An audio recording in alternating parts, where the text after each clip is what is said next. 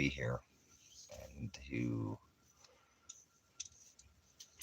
spend these days here, my last days, because every day I'm one day closer to being with you, one day closer to the wedding feast of the lambs, as the days tick by the sands of time, if you will, in an hourglass for our last couple days here. So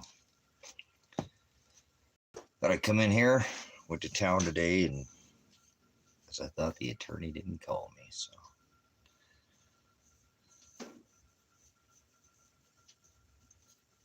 things are looking too bright here for the ministry. So there is the possibility of not I didn't get a call, so I don't have any confidence in the system. I don't have any confidence in this attorney, and it's all up to Father at this point, because but no call from the attorney today. So no call before court, man. How the heck do I not get a call to let me know what's going on? Like, here's what we're going to go over. Here's what I'm going to say. Here's what we're going to talk. Here's the evidence against you. Here's, so not looking good for this ministry at this point. Father will have to pull off something miraculous, and he can do that. I don't doubt he's a way maker. He can make a way when there's no way, but it just doesn't look good, man. You know, when the attorney that I paid doesn't call me and get me prepared for court, then, you know. So, but I went to town today because I knew he wouldn't call, and got some more tattoo work, because I'm not just going to sit around all day and wait for the attorney not to call. And I could have called him, but what is that going to change? Nothing. So I don't know. I don't even know what to say at this point. But,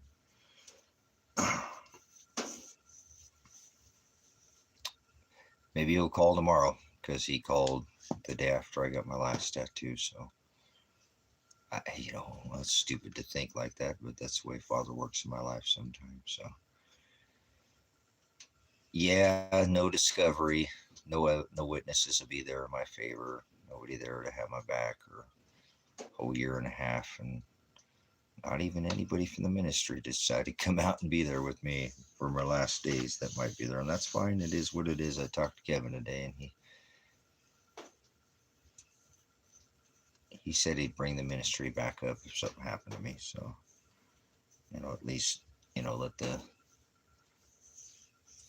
live stream come up. But I don't know.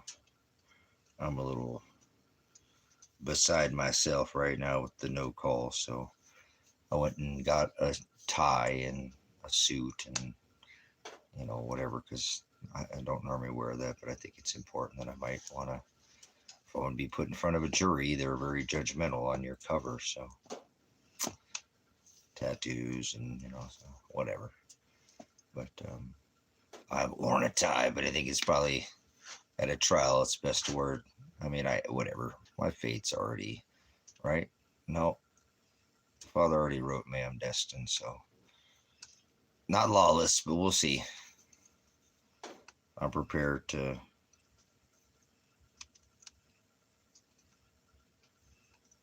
get thrown in a cage. So just a little disappointing that paying all that money didn't amount to anything. It didn't do anything. Didn't get me an attorney at all. Didn't get me any counsel. I didn't get any counsel once again. No counsel. Didn't matter. Tens of thousands. I've got over $100,000+ in this case alone, and it's not even my case. It's my son's case. So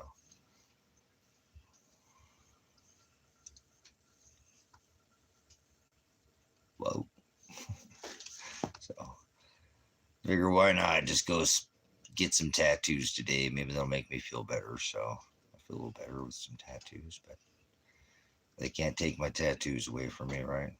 He said, fear no man that can take your flesh. Only fear can take your flesh and your soul. So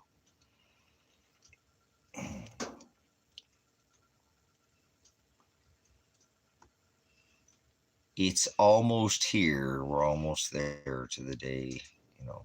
So please try to enjoy your time. I don't know how many more days I'll be streaming. I mean, these might be my last couple days to stream here. So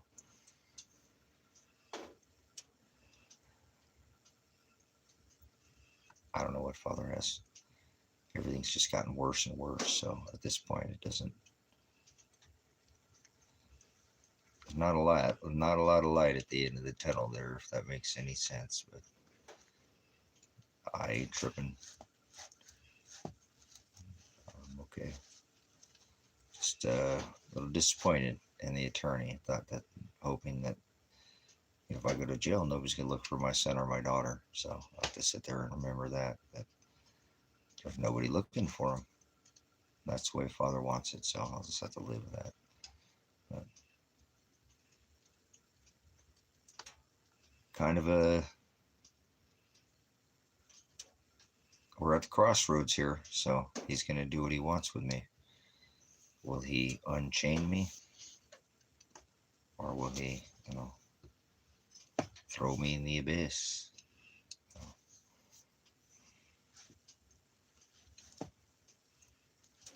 I don't know. I don't have any choice in the matter. If I try to push it, it'll just backfire in my face like it always does. So that's a little bit of the issue that I normally have. Things don't hurt me. If I push one way, it goes the other. So this whole case is a proof of that. Would prove that. So I mean, no hours, no Elijah's hours being brought up, nothing. No, be no witnesses in my favor. It's just the state against me. Right to call witness in my favor. No witnesses in my favor. There'll be no evidence to support. I don't have any evidence. The attorney hasn't said it. All it looks like is they're just going to throw me in jail. So there's been no evidence brought. Discovery is what the evidence, the right of discovery and the suppression of evidence. I even brought it up to the attorney, and he don't hear me. He just keeps falling on deaf ears, I guess, at this point. So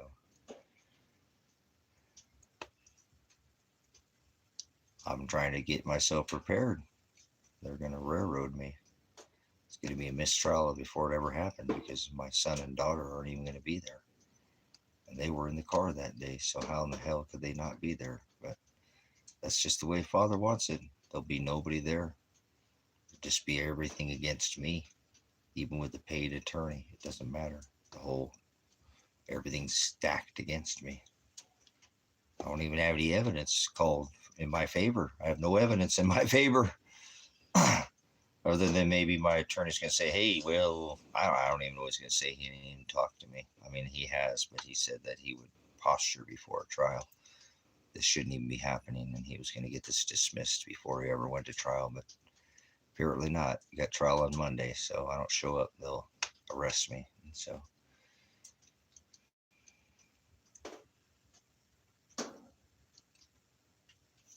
I don't know what to tell you. I think Vanderberg will make a ruling from the bench.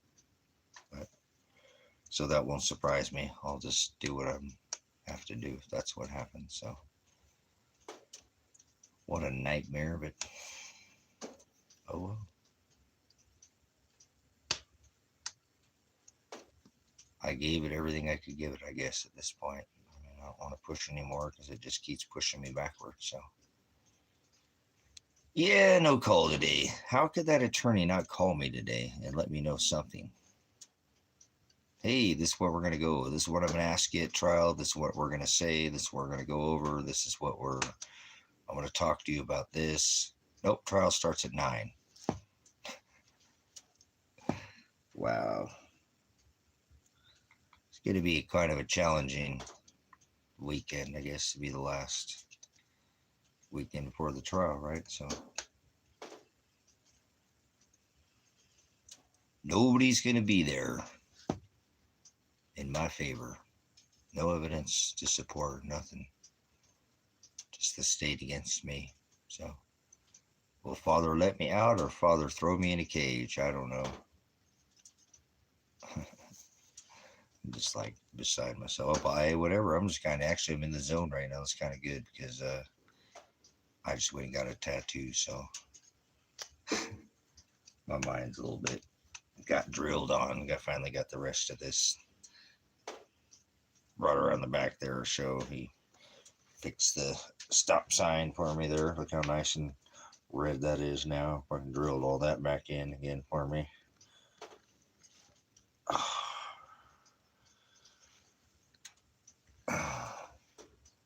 So lots of black.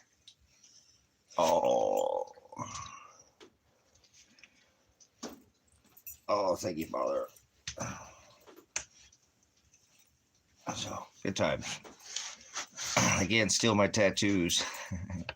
They can take my life, but they can't take my tattoos. So he said, "Fear no man that can take your flesh. Only fear can take your flesh and your soul." So what do? When you don't think you're gonna get a call. Hey, well, last time I went and got this tattoo, my attorney called me the next day, so maybe he'll call me tomorrow or something on Saturday. The attorney's starting to work on Saturday, so or Sunday. But whatever, man. So, got drilled on. So I think I want one more line.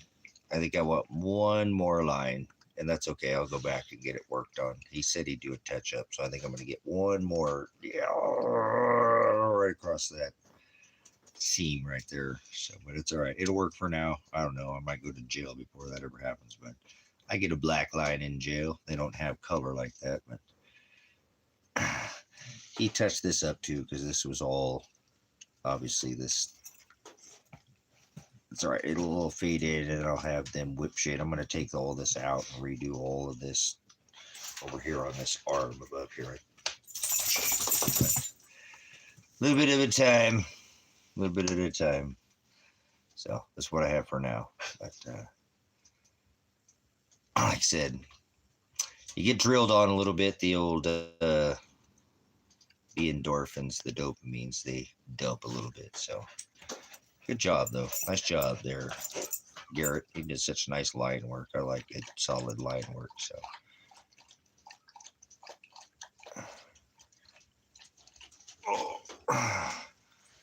Yep, I need one more line. I just need one more, and that's fine. One more line. Actually, one more line, one more stripe of gold. That's all right. I should have said something. He already started it right there a little bit, but I'm going to go ahead and have it ran all the way around one more time. So that's what I got done today. So around the wrists is a little bit tender, but it's okay. It's just a tattoo. I have plenty of tattoos, so it's not my first rodeo. But I like tattoos because everybody always steals everything I have, and then my tattoos, they can't be taken away from me. So tattoos are a good investment, if you ask me.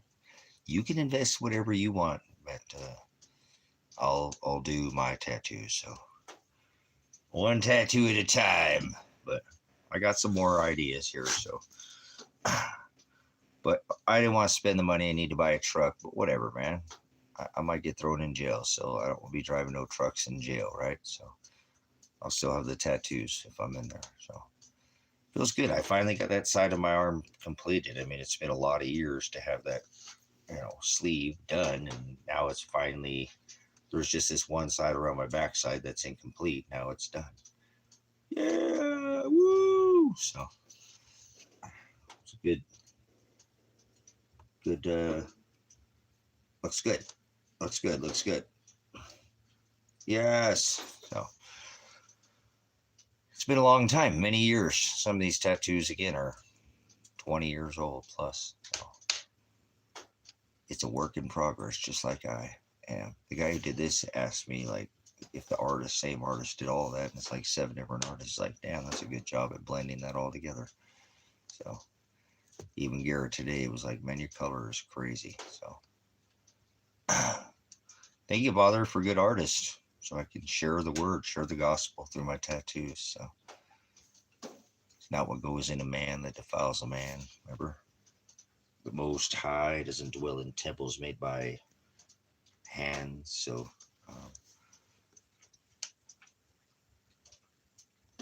yeah, you know what I'm saying? Now it's all the way from one side all the way around. So I'm going to have him just add one more. He doesn't have to, but I'm going to go ahead and add it. He said to do a touch up, and he doesn't need to. His work is perfect the first time he does it, but I'm just going to have him add one more line. Maybe. I don't know. I might go to jail. But like I said, I'm going to take all this away, eventually turn this into some more. I'm not going to have him do this work. I don't even know if I'm going to have him do this work, but I'm going to take this away and make this larger. And he even caught it today. He's like, yeah, you can only see the one, you know, the one wise man, the one magi, but I'm going to take and do that same scene all the way up my arm, you know, in a silhouette form with Jupiter and then the star David right there at the top with him pointing, you know. So perspective, the smaller guy and then the bigger and the bigger, it'll have to come into, it's called depth of field. Depth of field, you know. One will be smaller and get larger and larger is still the perspective. You know. But yeah, that's later. We're talking about thousands of dollars to do that tattoo. So, but he said about 6 hours. I talked to him today, so maybe 6 or 8 hours, couple of sessions. So, but that's later. I'll do that later down the road. I'll probably do that on the road. I'll find the perfect artist that will be like, hell yeah, dude, I want to do that. So, and there aren't too many artists that do that. That's not how art works. They do it and they do a good job no matter whether they want to do it or not. That's how you get this kind of tattoo work, because they just do a good job every single time on every single line. They don't mess up. They just make sure they get it right the first time. So sometimes you got to pay a little more if you want it done right the first time, remember? So, but any words, thought I'd come in here for a little bit. Like I said, I don't know how long it'll be able to last tonight. I'm pretty, got a little drilled on. It's not the end of the world, but around the wrist, that's a pretty tender spot. And the body's like, yeah, that's not, but lots of work up here again. And then I got the, which is awesome too, because look how good that, remember how that was kind of blotchy? And look at it now. Come on, it's still a little shiny. Got too much damn goop on it for now, but I need to keep a little bit of A&D on it. But did all that red multiple times over again for me, so that now it's looks good. All those, yeah, I'm digging that. Remember that was a little light and a little blotchy, so he put it in with a coil machine and not these other machines that's been used on it. So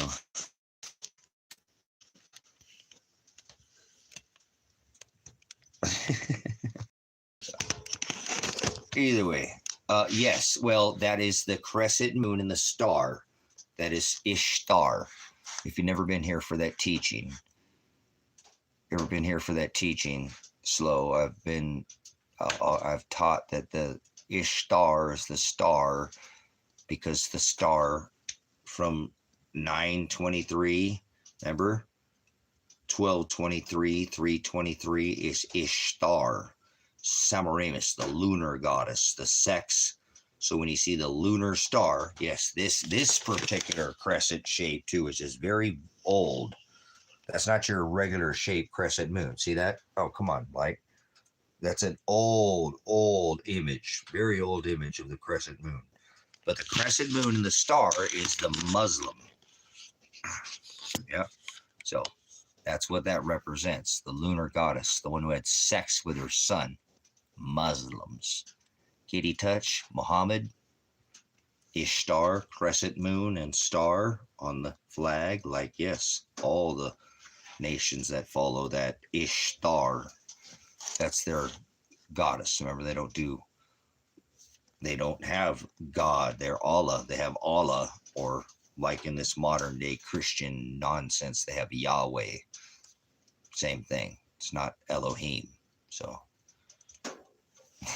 Muhammad didn't hang on a tree, make a covenant with his bride. He's a pedophile and had a bride that was in, let's not, just read the Quran. Just do your own research on it, and but nobody wants to do any research. But good call, good eye, good eye, good eye.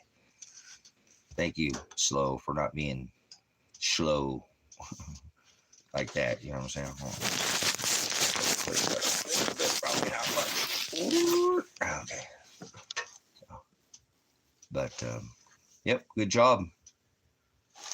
So, see what I'm saying? But that's where that imagery comes from. The crescent moon. Notice all those Islamists, and follow the Muhammad, and the Quran was written by Catholics. Catholicism wrote the Quran. Kitty touch much? Catholic priest? Muslims? Donald all hubba bubba blow you? Like a hubba bubba? Oh boy, that's not nice. That's the truth, whether you like it or not. So you can't handle the truth.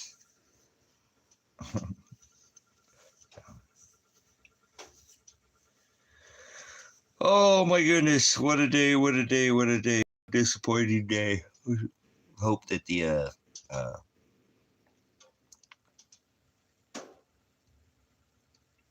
yeah, why don't I eat pork either? I got Muslims going ham in here. Get it? I got Muslims going ham.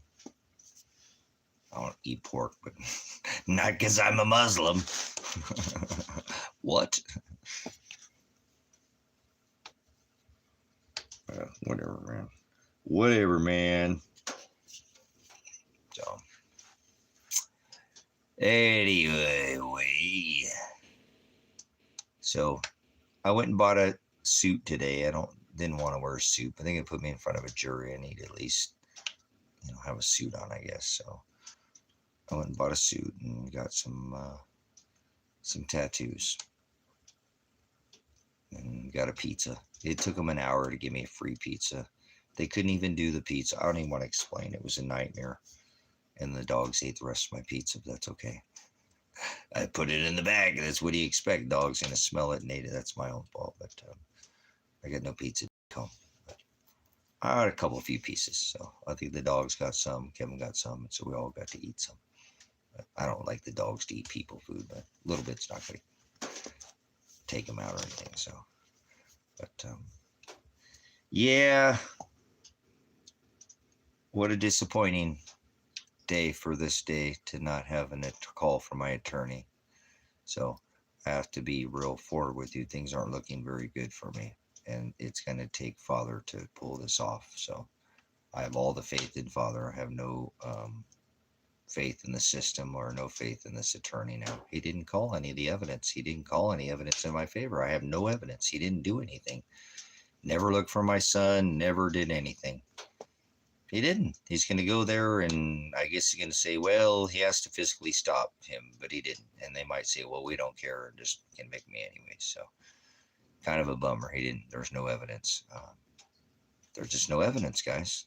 There's no evidence tomorrow or Monday, whatever it is. Today's over, so meaning it's Monday, so I have a couple of days to get through, and should be there Monday. So there will be no evidence in my favor. No witnesses, no evidence, nothing. He didn't call anything. So I just wasted tens of thousands of dollars. And it wouldn't matter any attorney that I would have hired. I know it at this point. So he's more familiar with this case than any other attorney. So he didn't posture like he said he was going to do before trial. So I don't have any confidence when I go there. Shit, I don't even know he's going to freaking be there. So really, it would be surprised me if he didn't show up. Whatever, man. I don't, you know what I'm saying? That's really heartbreaking for me. It really is. It doesn't make me feel very confident about Monday. I'm just trying to be real with you. So it's only going to take a work of God. Otherwise, it's not really looking very good, guys, at all. So, but, oh well. So I'll try to enjoy my last couple of days with you guys. If that's the way it's going to be, I don't care. Actually, at this point, whatever. What is it going to do to call him, Carl? That's what I'm saying. I talked to my ex, and what the hell is that going to change? Going to change anything? So I put more faith in Father, and whatever's going to happen to me has already been written. Remember, everything not written and everything that ever will be. So just trying to show you faith, what it looks like a man that has faith and not. It's all I have now. I don't have anything left. I don't have anything at this point. I get some more tattoos, you know, but that's about it. So the flesh doesn't define me. Remember, that's not who I am. That's just part of the lesson. But what a disappointing day. You'd think he would have at least given me a call after court last time, after pretrial. See, pretrial and then no call between pretrial and trial. No counsel between pretrial and trial. No counsel between pretrial and trial. This isn't a public pretender or a, appointed counsel. This is somebody that I sold all the gold and silver that I had, which I didn't want to. And look at the price of it. It hit $56 today. It's $62 to have the physical metal in here. It's more than double than what I sold it for. I don't care about stupid precious metals, but whatever. I mean, there was something I had. I worked hard for it, and it made the availability to get the attorney. So hallelujah. It can do me no good to have precious metals when I'm sitting in a cage, right? So I sold them and got the attorney, which I didn't want to. They were going to throw me in a cage in 6 days. So here I am from that day now, and nothing's happened. And now I have a trial on Monday. So it is what it is. Father's going to do whatever he wants with me. I can't change what other Father already wrote for me. So I just want to be real with you guys. It's not looking very good at this point. They didn't call any evidence in my favor. There is no evidence. There's been nothing. And I don't mean to call you guys out, but not even one of you. For a year and a half, you guys could have made some kind of arrangements to be at my trial. One of you thought one of you would. In a year and a half, not one of you could have been here standing by my side on my last day. There goes Pastor. Hey, at least we were there. We know what happened with him. You guys ain't going to know shit. If Kevin doesn't order, this channel's done. If you don't bring it back up, and none of you had to show up here, I don't expect anything from any one of you. I feel abundant just to have your time. You can't make it up. It's going so darn fast, but not even one of you were here to help me that day, to be there. We had all a year and a half to plan to be there at Pastor's side when he went to trial, if that's what's going to happen, and nobody did. There'll be nobody there, brothers and sisters. I stand alone, so you know. And I love you still. I'm not mad at anybody here. I don't have any kind of qualm against anybody. I appreciate the abundance of time you give me. It's very valuable. It's hard to make any trips right now. I was talking to Kevin about it. Everything's so expensive. It's hard right now for everybody. I mean, they're just not making it easy for anybody for any way. So I don't have any expectations to anybody to ever show up here. I just thought maybe Father might send one of you here to be by my side. So, but I'm a straight up person again, like you said, Los. I don't, like I said, why, play tiddlywinks with you and tiptoe through the tulips. I don't do that. You can put tulips in my organ if you'd like, instead of roses on my piano. So playing games with me, but whatever. It's all right. I love brothers and sisters. I didn't ever think that this is something I'd ever even have in my life. I had YouTube channels. I've done man on the street and things like this, but I never had the ability to be live with people that are, I know I don't see you on the other side of the screen because I can't look up and check your profile YouTubes, but I feel your spirit. And I only had my son prior to this whole event, and having this ministry, I know there will be people that I will be with on the other side. So don't worry about leaving your house or worry about being here. That's not what I was saying. I now have gained. We're only attached to one single person on this rock, which was my son. And Father took that, and I didn't have that. And now I know there will be people. I didn't know you before this. You know what I'm saying? I didn't know you. Now I know your spirit. I don't need to know your flesh. You don't get flesh after this death. So I get to know you and what you're going to be. So there will be, even if it's just a few of you guys, I don't care if there's 23 and just 1, 2, 3 or whatever. Even if it's just one other person I get to attach to, at least it's just ain't one. You got to understand, you don't know me well enough, and that's fine. Maybe if you did, if you're here long enough. I only had one person that I thought when I died I was going to be with. I don't have family. I don't have friends. I'm a loner. I'm a whatever you want to call it. outcast or whatever you want to call it. I just don't have that social lifestyle. I don't never kept up with anybody in high school. I don't have friends. I don't have family. I just don't have that. I have my son, and father took that from me.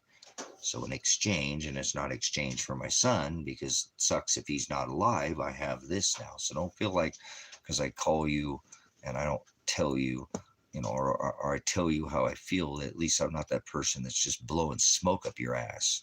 I want to tell you if these are my last days and I'm with you, I want you to know how I feel. Why would I lie to you? I've never come in here and tried to be somebody I wasn't. At least you got the real me every day. You didn't get somebody I wasn't trying to make a blow up of a YouTube channel. We've kicked 23,000 people out of here a month. I'm not trying to make this channel grow, get your money. That ain't about that. It's about fellowship. So I appreciate that. I want you to know I'm going to be hard on you like I'm hard on myself. It is disappointing that nobody would even be here by my side. But don't worry, no veterans organization showed up. No victims advocacy ever showed up. Nobody ever chipped a single dime in to help me legally. I had to do it all by myself. Every stinking dime. Not one dime. Here, Pastor, we sold a car because we were just sitting in our driveway. Nothing. I still love you. I don't want anything from you. I'm just being straight up. Nobody ever helped me in this. And it's too late now. Trial's Monday. And I have to live with that. And I don't have any qualms. Because remember, what I gained is the treasure on the other side after this last breath. So that's more valuable, just so you know. We get to be here in this rough time, but we'll get to be in, and he will heal all that. So I hope you can glean what I'm telling you. And none of you take it in a personal manner that I don't. I had to get Lady in Red out of here, my number one moderator, because I asked, hey, can anybody help me go file this lawsuit? You want to make a couple $1,000,000, a few, 3, 4, 5, $10 million? Just go take the SWAT raid to a civil lawsuit attorney, and you'll get dialed in. Nobody ever took. Everybody's so rich on this channel, they don't need the extra money. So no worries once again. And I don't say that out of spite and be spiteful, but that's all it took was somebody's time, not their money. Yes, car drive time, which is all money, but nobody needed millions of dollars. So that's why I filed the lawsuit. I'm not worried about it. I could have filed the lawsuit and maybe not went to jail. Remember, they would have made me a deal. Just a single misdemeanor.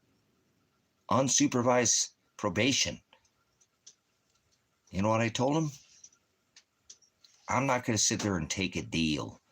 You're not going to I'm not going to agree for you to do something to me willingly. If you're going to prosecute me illegally, then prosecute me. And then when I die, you think because I was under some judgment of this unjust, repugnant law that Father won't cover me for that through Shiloh? Yes, he will. That's the sins of the world that he covers, the sins for standing up against perverted law. So remember, I'm just a dad trying to stand up for his son. That's why I don't even get how nobody can step aside for a minute and go, this is just a dad. This dude's a veteran, man. He's trying to help his son. He has no criminal record.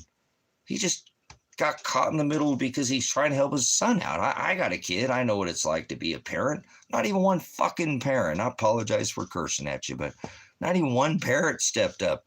Damn it, I was a single parent for 8 years. No child support. No nothing from his mom. I didn't get any help. So I'm okay because I didn't get any help back then, even being a parent for, and look at me now. He's 26. 8 years later, I'm still taking care of him, right? Being thrown in jail because of him. I just told him I'm trying to help my son from not going to jail, so I go to jail because of that. Oh, I'm such a bad man, huh? Whatever. So the whole thing, like I said, is silly. I think it's an absolute freaking joke.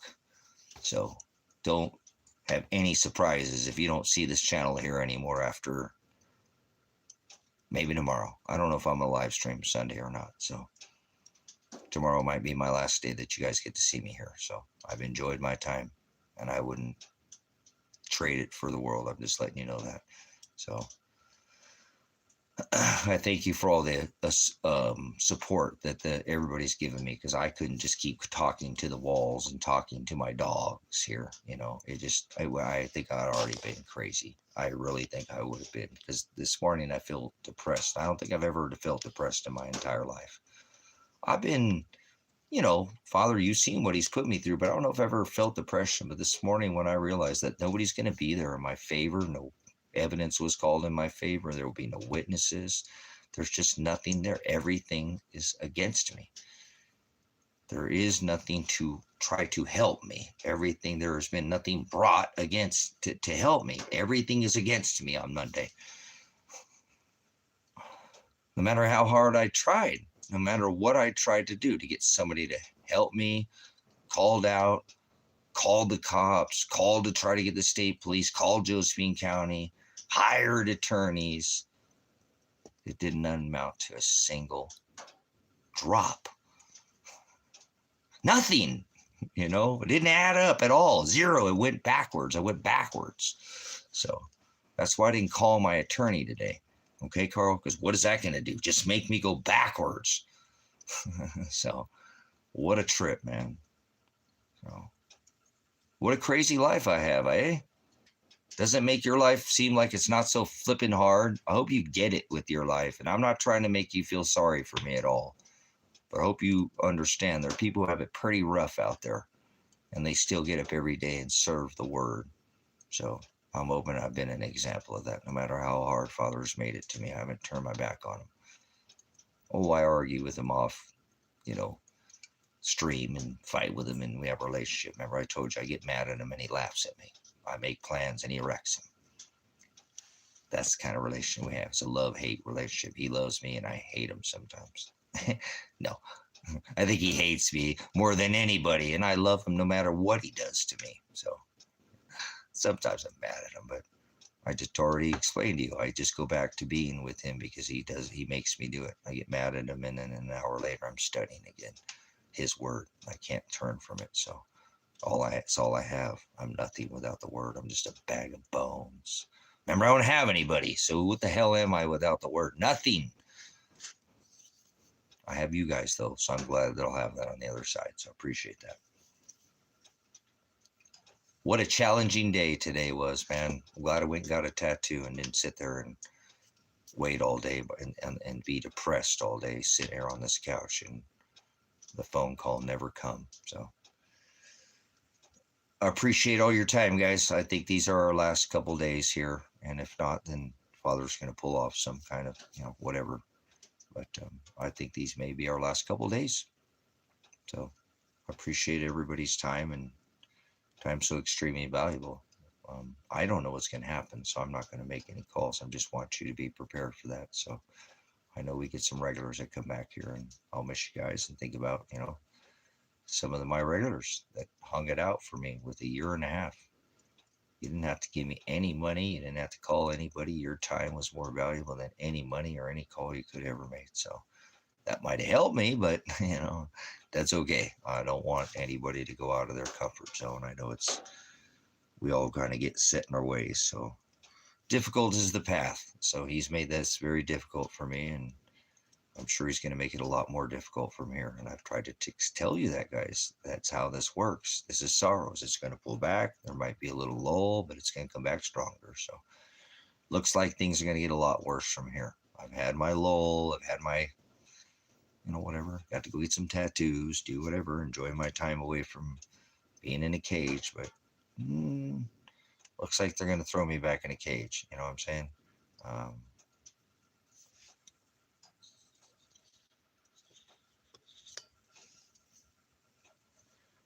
Okay, whatever, dude. You're going to be my bitch there, ass, trying to come in here, you dumb fucking idiot. Wait till I see you.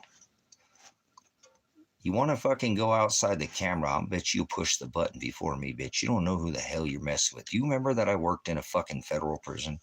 And I've been locked up multiple times. Don't come in here being an ass again. I remember you last time, bitch. Get on your fucking knees. Go push the button or get the fuck out of here. I don't care how big you are, motherfucker. You act like an ass. You can't learn. Don't you understand what I'm saying, bitch? You better fucking, who's your daddy? I'll come in here. If I'm gonna be locked up in a couple of days, you don't think I would defend myself and have that right? I know my Title 18 rights, and I know there's a whole different law. I don't think you ever spent a goddamn time behind a fucking cage. You're just some shit talker, Betty Crocker, bitch.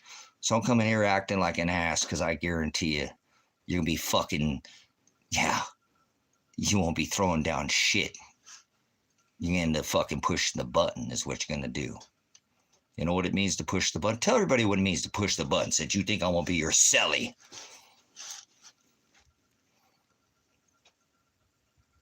I'm gonna go ahead and wait there, Saggy. You were trying to get fucked? You can go ahead and pull your pants up. Pull your lip back up, too. Them stretch marks on your lip, everybody can see. You're the jailhouse little bitch, aren't you? You're calling for some of that estrogen mimickers? Maybe you're going to get the change while you're in there? Oh, can we talk about that? You ain't talking about shit. You don't know nothing about being locked up, bitch. Remember, there's a whole different kind of rule when you're in there. And ain't these rules of the outside? Why don't you go ahead and educate some people on the rules of the inside, since you think you know something about the inside of being put in a fucking cage with a bunch of fucking dudes? Go ahead, speak up. Come on there, ass. Because it didn't work out for you last time, did it? You got your ass thrown out of here, huh? So come on, we're both here in the cage. And we're in the camera. Wait till we get off camera. Then we'll see what fucking happens. See what you're made of. If you're just a bunch of fucking talking lip shit. Finkelstein, lip shit kid. You ever watch any Cheech and Chong, motherfucker? You want to go up and smoke? I had the protection. Y'all remember 25 plus men came with guns and tried to fucking kill me. And you think you're going to come in here and threaten me? Well, hey, I'm just getting myself prepared. I can't be a little lay down little bitch inside a fucking jail cell to walk all over you. So speak up, ass. Why are you so short of words? You run away, you little bitch. Don't you ever come in here and say shit to me again. Oh, you be paying me weekly.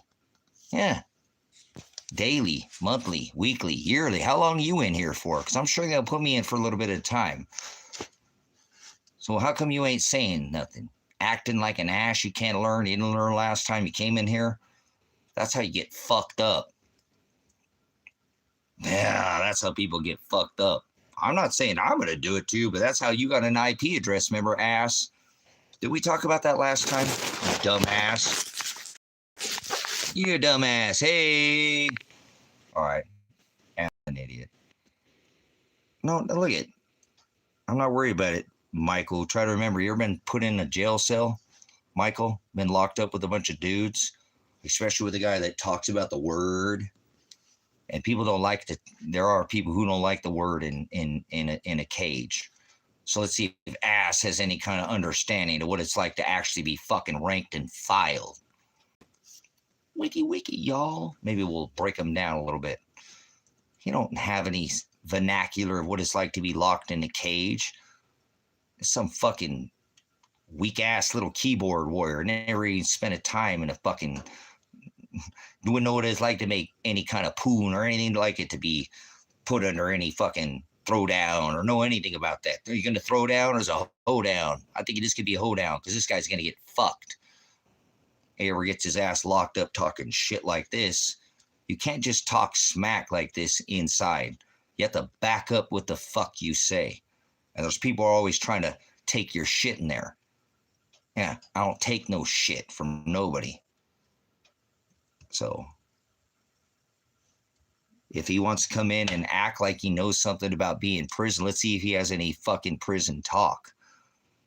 Let's see if he has any actual talk like he's ever been in. He would be his vernacular. Remember, people who have spent time know what to... Ask him to hit the fucking button. I didn't hear shit from him. Looks like he already fucking pushed that button. He wants out of this fucking cell. He don't want in here with me. I'm not saying that I'm some bad motherfucker, but I ask you to ask somebody who's ever been done any time, and ask them, who do you think is probably the biggest person for you when you're locked up? I guarantee it ain't always the biggest motherfucker in there. Oh, I'm guaranteeing always the biggest muscly motherfucker there that the guys are worried about in there. So it's the cagey motherfuckers. So come in here and talk shit because you don't know what it's like to be put in a cage. You don't know there's a whole different law when you're locked up than there is on the outside. And this person doesn't have the vernacular. They ain't never been on the inside. You know from their vernacular, like I said. So it's a shit talker, Betty Crocker. Ass came in here. He had all this time to say shit, but he didn't say anything. Imagine that. And I would never fucking do anything as a person like that in a cell, but the person, the minute they fuck with me, that'd be it. I'd be toilet bowling that motherfucker. Guarantee you. You'd be seeing some shiny fucking stainless steel. Because you can't be pushed around in there, brothers and sisters. It just don't work like that. It don't work like that. And you think I want that? No. I've tried to avoid that at all costs. But do you think they're going to, even me as a pastor, put me in there? I have the right to defend myself under the Fourth Amendment. I have the right to defend myself under this new covenant. Father's not just going to make me eat cock meat sandwiches, horse cock sandwiches, get double stuffed like a fucking Oreo and get face and ass raped. I can defend myself under this covenant. Do I want to? No, but will I? Yes, absolutely I fucking will. Did I, when 30 men with guns came here? No. But would I do it if I got in a cage locked up with fucking 20 or 30 dudes? Yeah, I don't think I'd have any. That there's a one-day deal. Remember, I got to live with these fucking people every day. You let them push you down one single time, they'll push you down every single time. So I think ass is sagging, and I think somebody else must have dragged his ass out of the fucking cell because I ain't heard shit from him.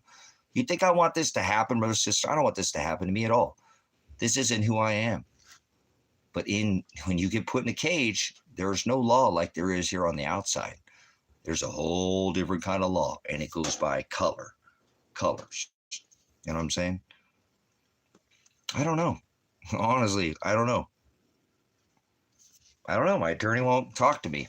So I know I'm facing 7 harassing the police, interfering with the police, hindering the police, and menacing the police. So I'm not a menace to society. I'm a menace to the fucking police. It's my charges. It is what it is. So cops don't like me. Anytime they run my record, they are fucking rough and they beat on me and they're whatever. They hit me in the face with a grenade. Remember? Tear gassed me. 5 fucking tear gas canisters into this cabin. You know? Fuck them. I don't care. Remember, even today, Kevin was talking to somebody about his buddies. Like, Tracy had a chance to take a plea bargain for a single misdemeanor and no supervised probation, and he told him to fuck off.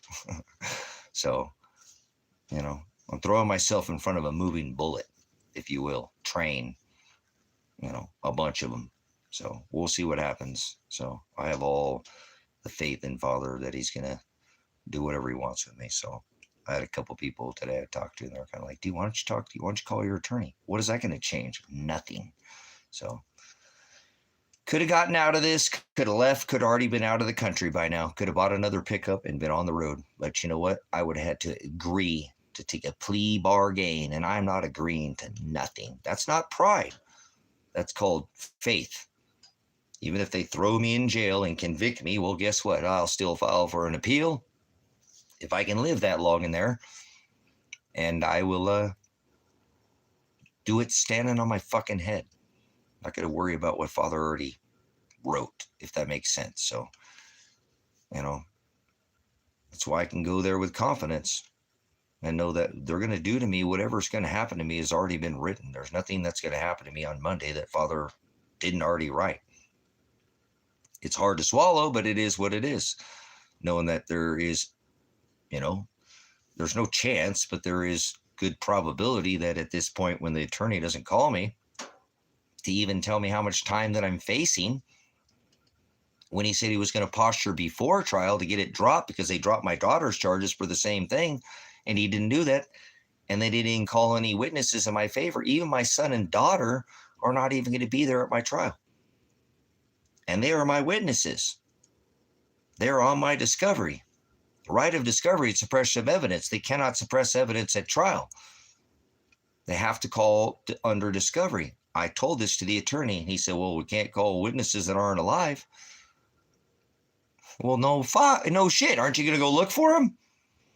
Didn't even spend a single, didn't he hire, he has an investigator for nothing. So like I said, at this point in time, it looks like I'm just going to get thrown in prison. And I think that the judge is going to make a ruling from the bench. I've told that Kevin will come back on here and say, hey, Tracy was right. Vanderberg stepped in and said, hey, he's been giving us hell and da-da-da, and make an example out of me. So, man, he should have just taken the plea bargain. You didn't have to go to jail. You didn't have to get in trouble. You didn't have to get those extra charges. Oh, well. Nobody else looked for my son while I was out, so fuck it. What am I going to do, you know? No. No. No. You know what I'm saying? So it is what it is, man. I ain't tripping. They ain't even have the 258 hours that I live streamed. They won't even have the SWAT raid. John's not going to have the SWAT raid, so there is no evidence. The only evidence they're bringing is the evidence the state has against me. My attorney, even though I paid him tens of thousands of dollars, I've given this attorney a lot of money before for Elijah. Remember? $37,000. I have $100,000+ in this case. Easy, just for my son. This isn't even my case. They're just trying to throw my son in jail. And I'm not going to let him because I know he did his probation twice. I was involved in it, so never mattered, though, just so you know. None of that's ever going to get brought up. It's not. So this is the system we live in.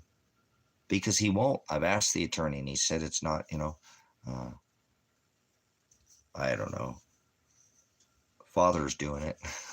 You know what I'm saying? Slow father's doing it. So, oh, well, whatever, man. What a nightmare. I was really hoping the attorney would call me today and let me know something before trial. You know, I had a pre-trial. Remember? Pre-trial, he should call me between pre-trial and trial. Wouldn't you think?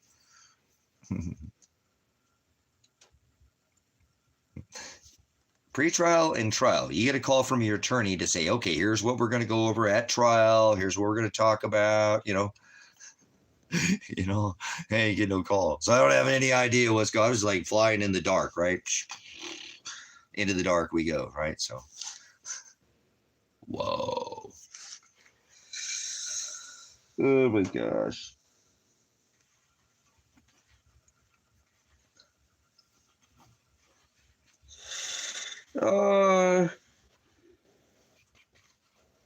You won't even put me out of my misery.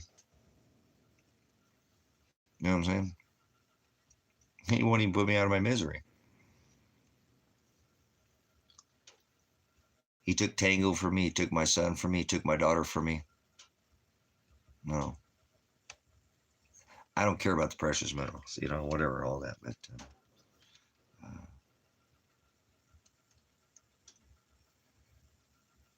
so I do appreciate you guys, though, for being here for me because it's been a long year and a half. This has been a very difficult time in my life, and I don't know how I would have made it this far without having you guys there to talk to and just kind of vent, you know, fellowship. And I obviously try to still teach and keep my head on straight, not lose keep my eye on the prize, you know. So,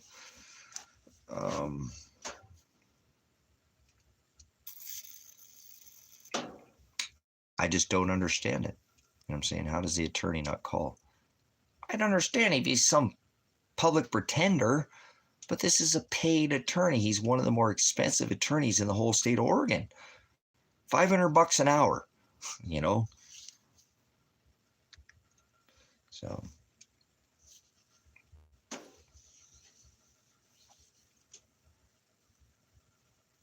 it didn't, I paid for nothing.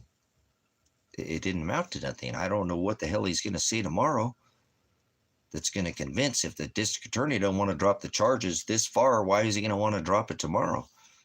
So, and he didn't bring any evidence in my favor. He didn't try to get a hold of Elijah. He didn't try to get a hold of the 258 hours. He didn't tell, hey, this guy tried to de-escalate the situation for years. Actually, if you look at for at least for 17 or 14 days straight.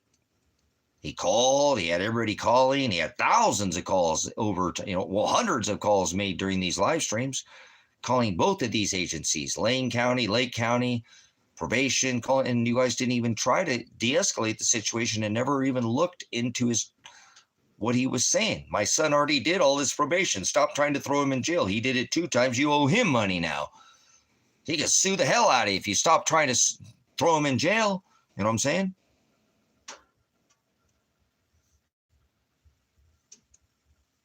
So here's where we're at, man. All that money didn't amount to anything. Nothing I've done in this case has done anything, guys. Nothing. 2 public pretenders, an actual paid attorney, a year and a half, and they're still just gonna railroad me. At this point, there's nothing to point in any other direction, because there's no evidence. There'll be no evidence there in my favor come Monday. No witnesses, no YouTube videos other than the one against me. There is no the other 258 hours going, well, remember, he live streamed for 258 hours trying to get you to, to get his attention to look at his son's hours. See, I don't even know what they're going to say if they put me on the witness stand. I don't even have any idea. My attorney hadn't said anything to me. I'm just like going blind, boom, going into a trial, and I don't even know what the hell's going on. So, what a nightmare, man. A mistrial before it's even a trial. You know what I'm saying? So, but I want to be real with you. Things are not looking good for me. They're just not. The only thing that's going to make change here would be Father. So I have no record. Remember, I don't have a criminal record. I don't have a record. Even my son's attorney, which makes that totally illegal and it blows the whole case, represented me and said, let him out. He's a veteran. He's paid taxes for almost 10 years in this county. He's not a flight risk. He doesn't have a record. Let him go.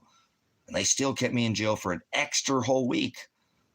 Remember, I didn't have no money on my books. At $3, that was gone in a couple days. So, oh well. What do you do?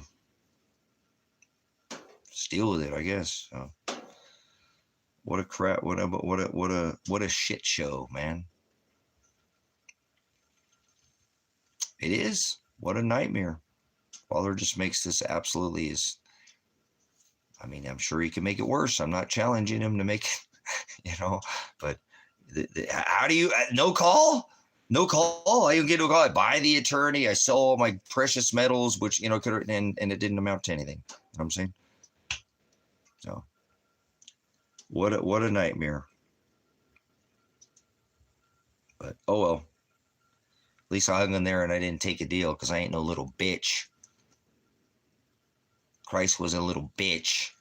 They hung him from a tree because he stood up to religion, the law, and perverted law, his father's agape, and they twisted it and forwarded it, and that's why he sent his son, because they perverted it, and he stood up against it, and they threw him in a cage because of that. And that's what he says, if you're not willing to give your life for my Shem's sake, it's a promise of hell, eternal destruction. So, whatever, I could have gotten out of it, like I said, taken a plea agreement with a single misdemeanor with no supervised probation. It means slap on the wrist. Instead, I'm probably going to go to jail for years. Why didn't you do that, Tracy? Why didn't you do that, Pastor? Hell no. That means I agree to take a deal. I don't agree to nothing. And if I get convicted, then that's what the sins of the world that he's covering us for. Not our covetousness eyeballs and our heart because we think we can use our riches or whatever our looks or whatever it is, or sticky fingers because we're a thief or we're an adultery. We can't keep our pants, our legs closed or thing in our pants. That's not the sins of the world that Father is covering us for through Shiloh. It's because we stand up to perverted law. That's the sins of the world that he's covering us for. That's it.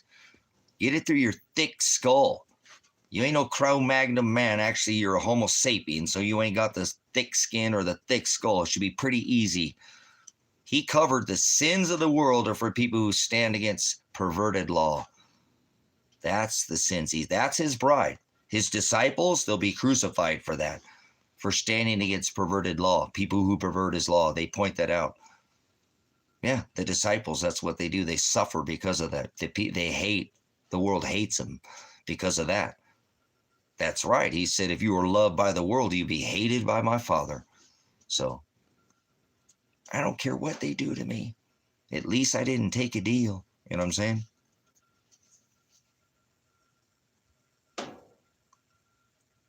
That's exactly what I just said. So that is the sins of the world. That's why he sent his son. That's why. Those are the ones that will have their name called out in the book of life, and to fulfill the covenant of all flesh. Black, white, brown, red, yellow, Jew, Gentile, man, woman. Not just Aaron and Levite. Remember, he didn't love the Gentiles. He had his favorite, his heavens, his pride. If you weren't related to the high priest of Aaron or Levite, you were a Gentile. So, you know what I'm saying? Well, that everybody, the sins of the world, he covered all flesh. No, it means black, white, brown, red, yellow, Jew, Gentile, man, and woman. But the ones who stand up to perverted law, those are his disciples. My disciples, bear witness, take your crucifixion, be crucified, suffer long suffering. Agape, love me, walk and follow my commandments. I command you to take up your cross daily. Remember Matthew, the sister chapter, Luke, deny yourself daily, follow after me daily, every day until you die. You can't set your cross down ever. You have to bear that witness until you die, because it's a narrow path that leads to the straight gate. Straight is the gate. Narrow is the way. Wide is the path that leads to the... Remember, somebody's got the key to the pit. The pit is knowledge, hell, abyss. So most people have no knowledge of this. So they get their treasure here. Remember, don't cast your pearls. I'll meet you in the sky. Your treasure, the inheritance that you receive. You have to have a crown. Remember, the queen's crown, the coronation, that would represent the lamb, the bride and the bridegroom, the coronation crown. Revelation 3:11, I come quickly, let no one take your crown. He warns about somebody taking your crown. Remember? So, I got you. I know how this works. My treasure awaits after I die. I'm not going to get it here. I already know that. And no matter what they do to me, Father will cover me if I suffer. Through Shiloh, I will not stand before Father. Father, under the Old Testament, one sin was death. This is what most religious idiots don't get. You pull the Hamashiach down from the tree, and I've done it. Guilty. See this big guilty burp, burp, burp sign on my face, head here blinking? You know what I'm saying? That's right. You can have your place right here, and if you leave your treasure here and it's not securely fastened, because he's the snare that lifts us out of here, not some rapture. There's no such thing as rapture, but you came in through your head, you're going to leave by your feet. We'll see if you leave your treasure, if you didn't securely fasten when you get there, not in the sky. That's not what heaven means. You know what I'm saying? Heaven's not above your head. That's not what heaven is. Hell's not below your feet. Earth's not below your feet. People are idiots when it comes to scripture. They don't have any idea what they're talking about. Remember, he had his pride. Need him in the sky. The skies will roll back like a scroll. People think that heaven's above their head. That's not what heaven is. The kingdom of heaven is within. Remember, the Most High does not dwell in temples made by hands. That's what he said. The body is a temple. So, our treasure is after we die. The word salvation is sozo. To be saved, you have to die to be saved. Nobody's been saved. You can't be saved. There's no such thing as being saved. The Greek word is sozo. That means to be carried, picked up, beginning point, lifted from that beginning point into an ending point, and then healed over here. Yeah. Anybody who screwed you over, he will right over here. Anybody cause you pain, he will heal you over here. Anybody who you over, he will pour them back double the measure. Yes, he will. Meek, not weak. I said you could defend yourself. I didn't say you could seek vengeance. Learn the difference under this covenant. So you need to understand what the scripture is telling you. This is not something you turn your cheek 490 times. He said 7 times 70, sometimes a day. So you don't get saved. Nobody's been saved. You have to endure to the end to be saved. And until the last shofar, the final ram's horn sounds, the final trump, like a trumpet, right? Nobody's gone to heaven. That's not what heaven is. You don't die and go to hell. It's not what hell is. Earth's not below your feet. Neither is hell's not below your feet. Get with the times. Northeast, west, and south. You're not spinning on a planet, are you? There's no such thing as planets. Remember, he created the stars in Genesis and the sun and the moon. We had the moon. We had that touched up today, guys. Look at that. Oh, that pretty red. Yeah. So, well, grafted into the vine. Grafted into the vine. Jew and Gentile, man and woman. It doesn't matter under this covenant. Remember, it only matters his disciples that bear witness to the coming of the king. Remember? Go spread the good news. Man and woman, Jew and Gentile, but not by our works. Remember, faith without works is dead. Faith and faith alone are we saved, but we have to endure to the end to be saved. That's what we go share the tribulation. Peace is Antichrist. Tribulation, that's MAGA, high priest of the Satan church. Remember, MAGA, peace. Those who say peace and safety, sudden destruction will come upon those who call out for peace, high priest of the Satan church. Yeah, he said, do not think I came to bring peace. I came to bring a sword, a division that would divide. I am the horizo, not this north and south. They thought there was a goddess of heaven spinning the Big Dipper around the North Star.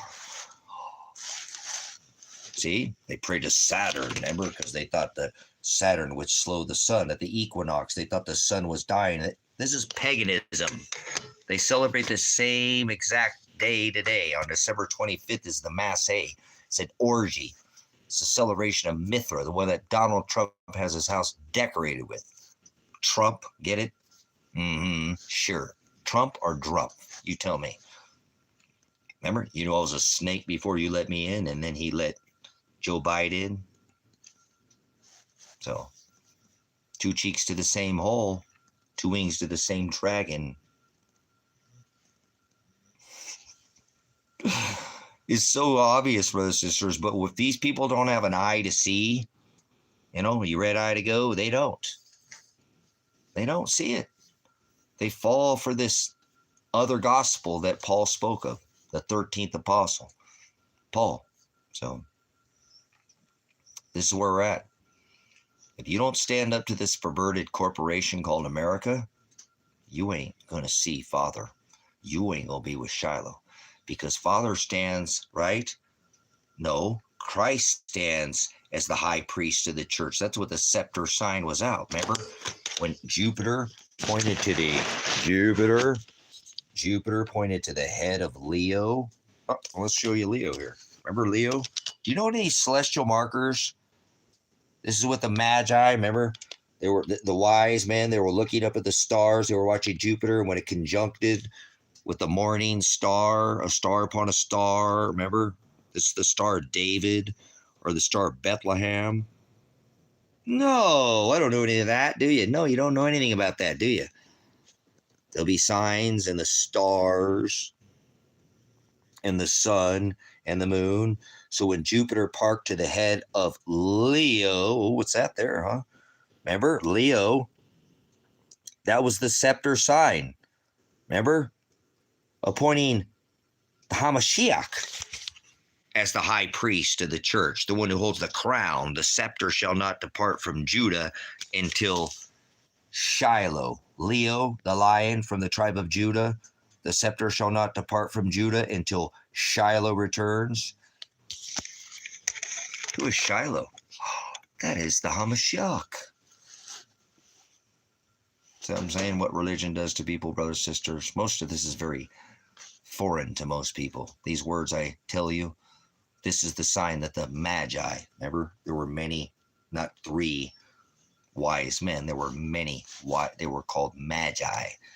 And these Magi or Magi were celestially wise to the celestial markers in the firmament. They would know right now, if you knew a Magi, they would tell you, it's not 2025, you silly little rabbit. That's what he said. Remember, at the second coming of the sign of Christ, not Noah, as he said, they'll be drinking and partying, marrying, and giving unto marriage. He said there would be a sign in the stars of the second coming of Christ. Remember, his apostles pulled him to the side and said, what would be the sign of the second coming?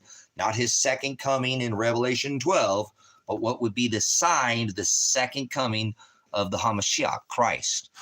And his word, his answers was to them, was be sure no man deceives you, okay? Because is mammon. That is the Jezebel spirit of the traditions of men. You understand? Yeah, Matthew 24. Yep, Matthew 10. I love all the scriptures, man. So I constantly try to bring people to the gospel because they don't realize.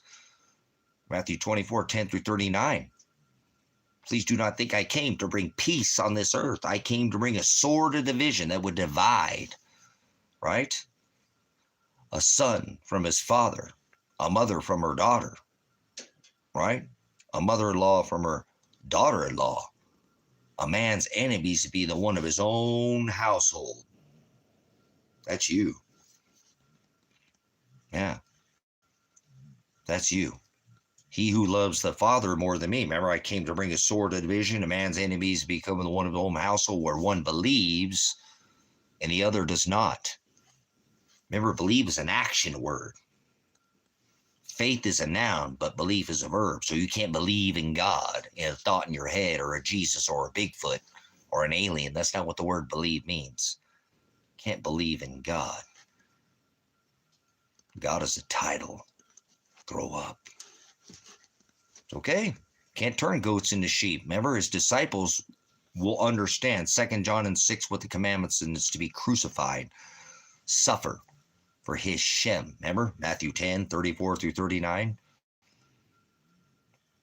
Yeah. Please do not think I came to bring peace. He who loves the Father more than me is not worthy of me. He who loves the daughter more than me is not worthy of me. He who is not willing to give his life for my Shem's sake is the promise of hell, the abyss, right? He who is willing to give his life for my Shem, not name, not Jesus, not God, Shem, sake. Authority, what you did when you were here, when your authority is called out in that book of life, not, oh, I've got John. John is called out in the Lamb's book of life. There'll be no John called out in the book of life. There'll be no Rob or Bob or Martha or Tom or Stuart or none of that nonsense. Shem. Your Shem will be called out in the book of Lamb's book of life.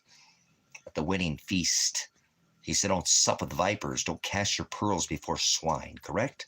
That's right. Tables of hearts of the bride. Tables. Don't sup. Tables. Don't sup with vipers. Hello. What is the word telling you? Those that are in the narrow way, depart from them. Remember, do not partake. But I did great works and I cast out unclean truths in your name. Remember what he's going to say? Nigga, please. That's not what he's going to say. He's going to say, depart from me. I never knew you, you worker of iniquity. That's been every one of us, brothers, sisters. That every one of us has fallen short of the word. Remember? Guilty, guilty. So that's what he's going to say. Hey, whatever. Remember, one will be taken and one will be left behind. Want to be in the field, remember? That great and dreadful day of the Lord. You can't change a goat into a sheep. It's not possible. Father already chose who's going to be called out in that book of life. Their Agape, their Shem, their authority. Maranatha, have your loins girded in my service. So they'll have that door shut, bam, just like at the wedding feast of the lambs, just like last time, just like Noah, bam, and that door was shut and they were on the other side. And it's all about a wedding. People don't get that. Like, what are you doing, you religious idiots? Remember, he called his bride out as a whore in the book of Revelation because she cheated on him, called her the whore of the mother of all idolatry. That's why he divorced his bride. Idolatry, remember, making up their own perverted law, forwarded, twisted, went after gods in the sky, little g gods, deities, started offering burnt offerings of masse, human flesh, eating human flesh, masse, having an orgy, Christ mass. Silly rabbit, tricks for kids, celebrating the New Year's in the middle of the winter, bang, bang, bang, having an orgy, and then bang, banging the boss's wife. Oh, well. Happy New Year's. Things happen at the Happy New Year's party, remember? More drunk driving, more domestic violence, more murder, rape, robbery. Yes, during the new happy bang, bang. Have sex with your kids, be fruitful, multiply. Hey, that's Old Testament. Krampus, eat your kids. That's sick. Oh, see where that comes from? Santa ho ho ho, Muslims, kitty touch, Ishtar. Earlier in the conversation, the star, the crescent moon, and the star, Ishtar, Samaramus, silly rabbit, tricks for kids. So.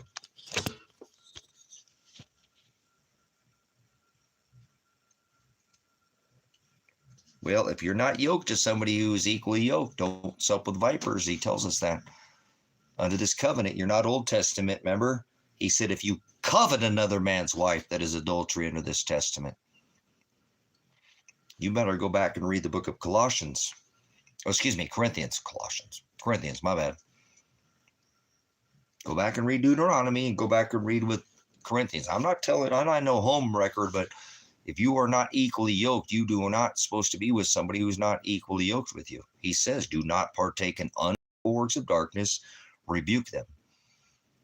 If your husband or your wife is not in the narrow way, show them to the narrow way. And if they will not, if they're an ass and don't want to be learned, to be taught, have an unwillingness, Father's not calling, then Father's not telling you to stay yoked to somebody like that. That's Old Testament.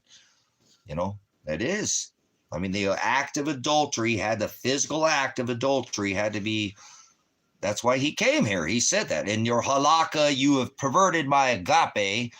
You have froward is what he said, my agape, because they've made their halakha where these women were not even legally being able to be remarried because they had not even been taken back to that public place where originally they were taken to a public place, and that bill of marriage was nailed top and bottom, like he nailed his flesh to fulfill that contract. That's why he called out his bride as a whore with the two thieves or witness that hung next to him. But these women with this halakha rituals, their perversion of the law, were not even be able to be legally remarried. That's what he said. He's like, these women have not even committed the physical act of adultery with your halakha. We'll just kind of ad lib here, you know. They burned the mutton and didn't bring in the chicken eggs, and now you kicked them out on the street. And they're out there whoring, selling their bodies to feed themselves. And my law under Deuteronomy said you're supposed to give her half of what you owe. Now she's not even have anything. You've left her with nothing, and you have not taken her back to a public place and nailed in that contract a bill of marriage and released her from the contract and had two witnesses in a public place nailing that bill of divorce. She could be legally remarried. Does that sound like any kind of little Jesus that you've ever heard of? You forwarded my agape. He said, if you covet another man's wife, that is adultery. He went from a physical act of adultery to if you even think about it. Pretty serious, huh? He made that change while he was here on this rock. That's why I love Shiloh. He ain't playing. Old Testament, he is the word that became flesh. Remember? He said before Abraham was I am. Old Testament, one sin. Whether venial or mortal, it didn't matter. Death.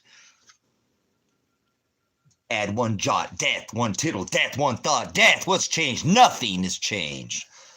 Stop doing your stupid little religious idiocracy. He said you had a jot death, tittle death, thought death. What's changed? Nothing. You think he's a little sit down easy? He said if you covet another man's wife, that is adultery. Remember? Turned over the money changer tables. You've turned my father's house into a den of thieves. Whipped the people selling the doves. These are the synagogues of Satan, he said. Does that sound you little Sex Pistol cracker Jesus? You little New Year's Jesus? This is the Agape, brothers and sisters. This is the HaMashiach that you may never heard. But this is I am. He said, be comforted, Peter. I am. Remember? You tell them I am. You tell them my name is I am. He ain't playing. You better do what he says, and guess what? You don't have to worry about it. His disciples will do exactly what he makes them do. He says, if I didn't call out to their hearts, that's your ass worship. That's what that means. That symbol of the back heart symbol, stop putting that on things. That's a symbol of somebody's sodomy, their backside. If I didn't call out to their hearts, which is continuously filled with wickedness, is what the scripture says. Don't listen to your heart. Use your sky. Use your crown. Use the light, right? If I didn't call out to their hearts to seek after me, not one of them would. So you're not making anybody come to Jesus. You're not saving anybody. You're not turning anybody. You're not. That's not how it works. Give them the word. The word rebukes them. They walk in repentance, and then they're forgiven. It's a long process, just like baptism, just like anything. You must endure to the end under this covenant if you want to receive your prize. You have to have a crown to set at the feet of Shiloh. He says, I come quickly. Revelation 3:11, let no one take your crown, because if you don't have a crown to set at the feet of Shiloh, remember, they put a crown of thorns over his head, around him, and shove that into his cranium, then you're not going to receive your inheritance. You're not a disciple. You're going to hell. And guess what? Hell's not below your feet, so don't worry about it. It's like, oh my God, I'm going to go to hell. You're already there. You're already there. You are.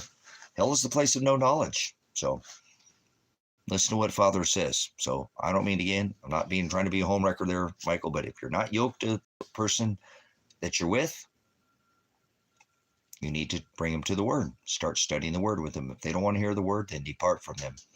When it says in the Old Testament, honor thy father, that's not your dad. Nope, if your dad's a Jezebel and he does unclean things, then depart from him. Remember, that's what the word says. Do not partake in unfruitful darkness.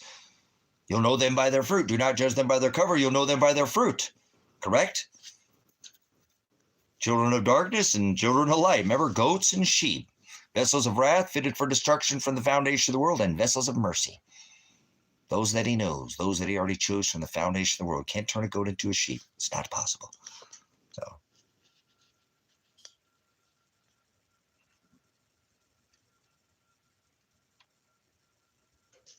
Yeah, no, I'm just telling you, you use the word. I'm trying to tell you what the scripture says.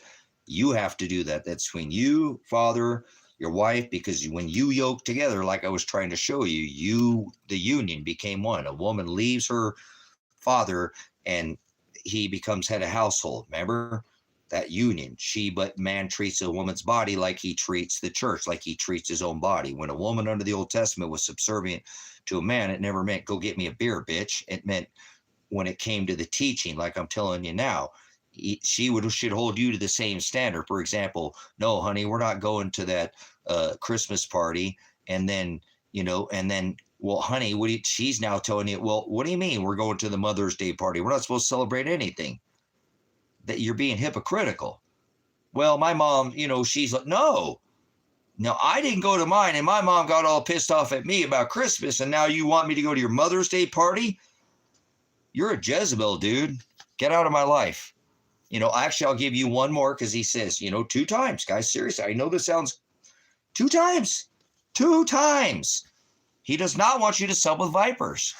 If they will not come to the narrow way, he doesn't want you to yoke with them. He doesn't even want you to break bread with them. Do you understand? No, he doesn't want you to help people that want to help themselves. So what I want to explain to you, though, is that under the Old Testament, when it said honor thy mother, that wasn't your mom. Your mother is your instruction. Your mother is what I'm giving you now. It instructs you. It's the word, like your mother would instruct you. Father is father, and mother is the word. It's the tree of knowledge. It is. It's the instruction that corrects you, correct? Your mother corrects you. That's your brothers and sisters that are in the narrow way. It says it in Scripture. I'm going to give you what the Scripture says, not what I think. The Scripture says your brothers and your sisters, right, and your mother are those that do the will of the Father. So those that do the will of the Father are going to instruct you on how, what it says.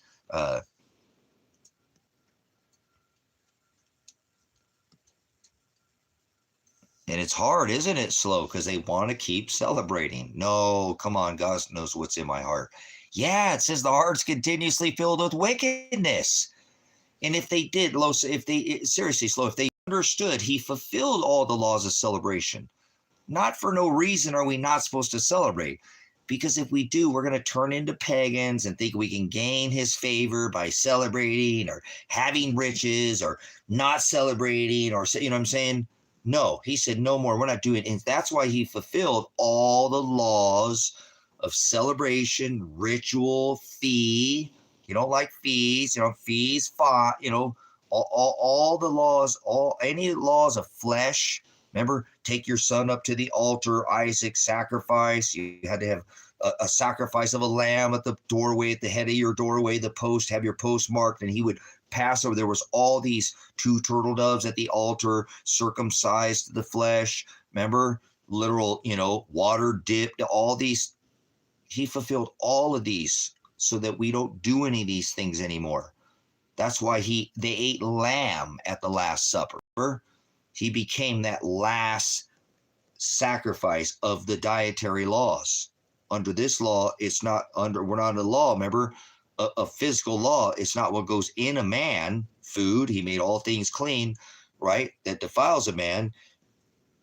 It's what comes out of a man, or woman, under this covenant, man and woman, Jew and Gentile. So we can eat whatever we want under this covenant. See, he made all the dietary laws. He fulfilled becoming the last. They ate lamb, remember? He was the sacrificial lamb. They didn't eat him, and that's what the Catholics have converted this into: eat my body and drink my blood, vampirism and cannibalism. That's not what he meant by eat my body. He meant eat your mother. Only sup with those that are in the narrow way. Right. And he warned about idolatry and imagery too. So exactly right there. Slow, exactly. No cross is going to save you. No imagery is going to save you. Only the Hokadesh. That is the word. That is the spirit. The word became flesh. The Hokadesh is Father. When Father, the word became flesh, that is the Hamashiach. So he is the word. We're supposed to have a relationship with the word, not some religion, right? Religion ain't going to do anything for you. The word, and studying the word, is what he is, the word. He's not a religion. Remember, he said the Most High doesn't dwell in temples made by hands. He destroyed the physical temple so that we don't have any physical temple to go. Right now, what did he say? That the body is the temple and that the kingdom of heaven is within. So we don't go to temples or churches or houses made by hands, because that's not where he dwells. He dwells within the heart of the bride. It's written on their hearts, Colossians 2:14. What was written on stone, Genesis, Exodus, Leviticus, Numbers, and Deuteronomy, 613 statutes, commandments, Old Testament Torah. One sin was death, right? Once was written on stone, right? Was blotted out. All the laws of flesh were blotted out and now sprinkled with the blood of the Lamb on fleshy tables of the hearts of the bride. You know what I'm saying? Do you see what I'm saying? That's what that means. He wants to sup only those within the narrow way. If somebody's in the broad way, brothers and sisters, we're not to change them. If they're in the broad way, we show them to the light. And then 2 times and we leave them alone. He said, do not partake. Come out of her, my people. Be in it, but be not of it. How many times can he make this clear to you that we, right? Do not judge them by their cover. You'll know them by their fruit. They might look rich. They might look poor. It doesn't matter. Agape thy neighbor, love thy neighbor like thy and the golden rule. Do as unto others as you have done, right? Love thy neighbor like thy enemy, like thyself. That doesn't mean bake your enemy hot cross top buns and cookies. It means show them to the light. That's what it means. Show them to the light. Give them the gospel. I don't care if they're look like the horny devil or what. It doesn't matter. Show them to the light. You are your worst nightmare. I am my biggest enemy, because we fall off the wagon ourselves. We're supposed to put us under our own. Love thy neighbor like our enemy like thyself, right? So remember, put yourself through that same, like agape is love is patient, love is kind, love is meek, it does not boast, and it is charitable. First of all, for yourself, but try to run that through Father. Where I make my biggest mistake, love is patient. I'm not patient with Father. His timing is perfect, and I mess it up. Like, look, I didn't have nobody to represent me at court. Does it matter? If he wanted somebody to be there, somebody would be there to help me. His timing is perfect. It is what it is. I can't change anything. So he doesn't make mistakes. Remember? Paul said we have an inner man that cannot sin. He's blameless. He's without blemish. He is spotless. He is pure light. He does not exist without darkness, right? No, he's the only thing that exists without darkness. Everything else has darkness in it, brothers and sisters. In case you ain't gone back and read, all of this light was created from the dark. Where we're at now, Satan's playground. Yeah. People come here and think this isn't something, I'm in some, heaven on earth. No. You better get up every day and tell yourself everybody's evil and just treat them all the same. You'll be able to uncover who's who real quick. Yes, you will. Do not judge them by their cover. You'll know them by their fruit. I taught it to Kevin, and he's like, oh my God, I wish you'd have. Why didn't you teach me that 10 years ago? Well, I know back then I was doing but it truly is that way. Get up and tell yourself everybody's evil, including yourself, so you keep yourself and hold yourself to that same standard. So love is patient.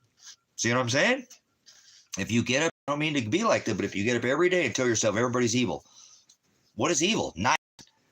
You know what's evil? It's nice. Remember nice? Nice. What does nice mean? That means to be stupid. So that's evil too. Remember? Yes, that's evil too. Evil comes in all kinds of colors. Lipstick and red heels and red, lipstick and fishnet stockings and high heels come knocking at your door. The set of double D's asking to let me in, huh? Would you let the devils in, huh? Leotarded S&M. The devil. Mom, the devil's like, hey, honey, you like my little pepperonis? I don't eat pork, honey. No thanks. That's how you tell to get the devil away. I don't eat pork. Sweet. So, anyways, guys, hey, I'm trying to enjoy my last moments before I get thrown in a cage, possibly, man. What am I going to do? So, okay, what I'm going to do, I think I'll wood on the fire. Hold on, give me a second here. Maybe I'm going to smoke a bong hit or something, too, here before I... Appreciate it, guys. I got some tattoos today. You'll have to mind me a little bit to riding on. But he always does a fabulous job. His line work is excellent. Thank you, Father, for good. So he filled all this in, brought all this back. I apologize, it's all shiny because I have a lot of A&D on that one for now. Just kind of help that. But look at that. It popped out, and he put all that red back in there for me. So if I have to go to jail or something, whatever, it'll be lots of good teaching, in there. So they look good. I'm happy. So.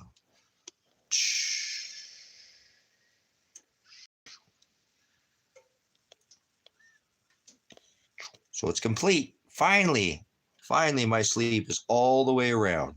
So it's been a lot of years. So and then we got obviously here. So lots of good work. Thank you, Father, for being able to have.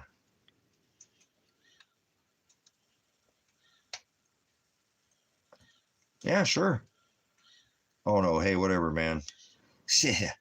You give all glory to Shiloh, please. Father gives me the time to be here. I don't have a life. I'm a nobody. You know what I'm saying? I'm just some dude that Father makes love the word. I don't have a life. Remember, nobody's going to... I go to jail. I ain't saying that, guys, but nobody showed up here I don't have any support. I don't have anything but this channel right now.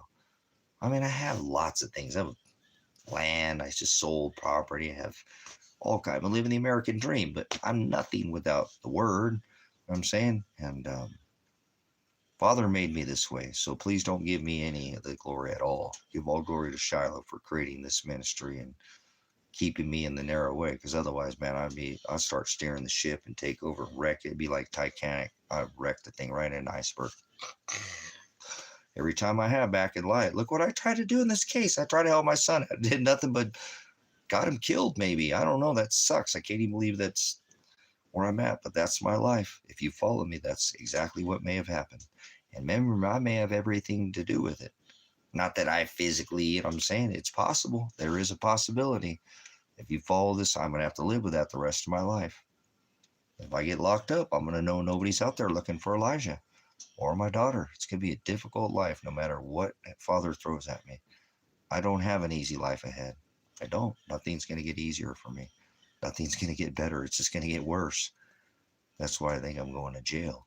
I really do. I think Father's about to get ready to make it a lot worse for me. So, oh well, what do I do? Try to fight it? No, it's not going to change anything by trying to fight it. So the best thing I can do is just keep serving him.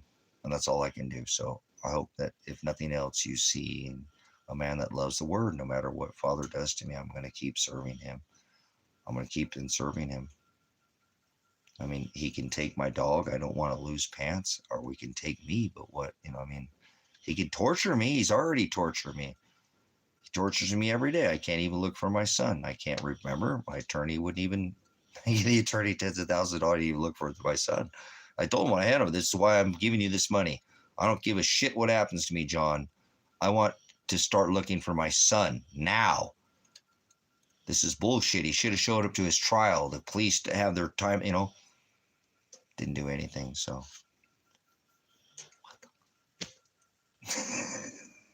what a crazy life. So the best thing he could do is just end it. But no, that's not going to happen anytime. I don't see that. I don't see my life ending anytime this year, maybe. But you know what I'm saying? No, he's going to make me suffer a lot longer. Probably at least another 50 plus years. I've only ever talked to a few people in my life that I really feel, like I said, I'm connected with. They're eternal beings like myself, and we're all eternal beings. Maybe 3 or 4. And they've always told me, man, you're going to live to be old, dude. I'm like, damn. Like, what are you talking about? Like, dude, you're going to be lived to be like well over 100 years old. I'm like, I don't want to hear that bullshit. Don't tell me that crap. I don't like that. You remember, I don't want to be here now. They're like, I don't care what you want to hear. You're going to be over 100 years old, just so you know. I'm like, shut up. And they're like, I'm telling you. So I make it through this year, guys. I'll just have to know that I'll probably make it well past 100 years old. As much as I don't want to, that doesn't matter. Father will do whatever he wants to me anyways. I try to explain this to people. It took Noah 126 years just to build the ark. Would you want to live to be 900 years old? Let me ask you, let's go back in time. Would you want to live to be 900 years old? Me neither. 126? Would you want to live to be 126? No. I don't want to be 126 years old. I already wrecked my body pretty bad. You know what I'm saying? Right. Not in this world. Okay. Maybe if I could eat better, if I would have had a better base, but I really hammered my body a lot.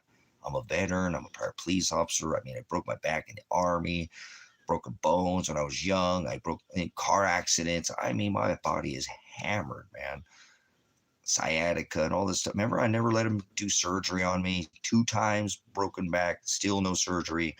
They've tried to cut on me multiple times. No, so I wasn't very good to my body. I haven't eaten very well. That's why I try to eat a lot better now. You know what I'm saying? That I didn't pass. You are what you eat. So,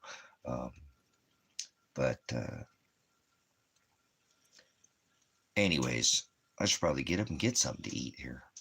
I thought I was going to bring pizza home, but I left it in the back of the truck and the dogs ate my pizza. What a stupid move that was. It's not the first time I did that, so I gotta get some fire in the fire here. So give me a minute. I might get something to eat. I'll come back in here. I have some hamburger. I went and bought some red meat because I thought I might be going to jail. So like I better get some food, eat some red hamburger because I don't eat pork, so I end up missing a lot of meals in jail. They have a lot of pork, you know what I'm saying, in jail. So, um, but whatever. God's going to do whatever He wants to me. Remember, I'm just a dad that was trying to help his son. I didn't hurt anybody. I didn't threaten anybody. I'm just a dad trying to help his son. So they're going to throw me in jail because of it. So, oh well. I could have got out of it, taken a deal, but I'm not going to take a deal. I'm just not going to do that. So I don't have it in me to do it. So if I spend years in jail, I have all the time to, oh man, I could have been out of jail and I'm in here now. Oh well, what do I do? At least I'll know I have some dignity and have some moral fiber to me, you know. I'm a veteran. I took an oath to the Constitution, so I can't help but serve. When I take an oath, I don't quit my tour of service because my DD-214 says Echo Tango Sierra, you know, ETS. Your first general order is a I'm an Army veteran. Is do not quit your post until proper relief. I got out of the military in the 90s. You know what I'm saying? That's been a long time ago, but I'm not going to stop serving the people in this country who have no voice. And if they beat me down, then at least I was one of those people who didn't go down as the silent majority in history. And I didn't do it with arms. I never called for a revolution. I should call for evolution, remember? Become your own power company. Become empowered. I live off the grid. I live in a meager cabin, you know what I'm saying? So, um, nothing I can do. You know, all I can do is just keep my faith in Father and hope that someday I'll get to see my son again. And I probably won't get to see him until after I die. So, I'm kind of already faced that right now. So, I don't have a record. So, not like they can get me for that long, but I don't have any idea what's going to happen to me. So, it's going to be difficult. I can tell you that. It's going to get worse from here, but am I upset about it? No.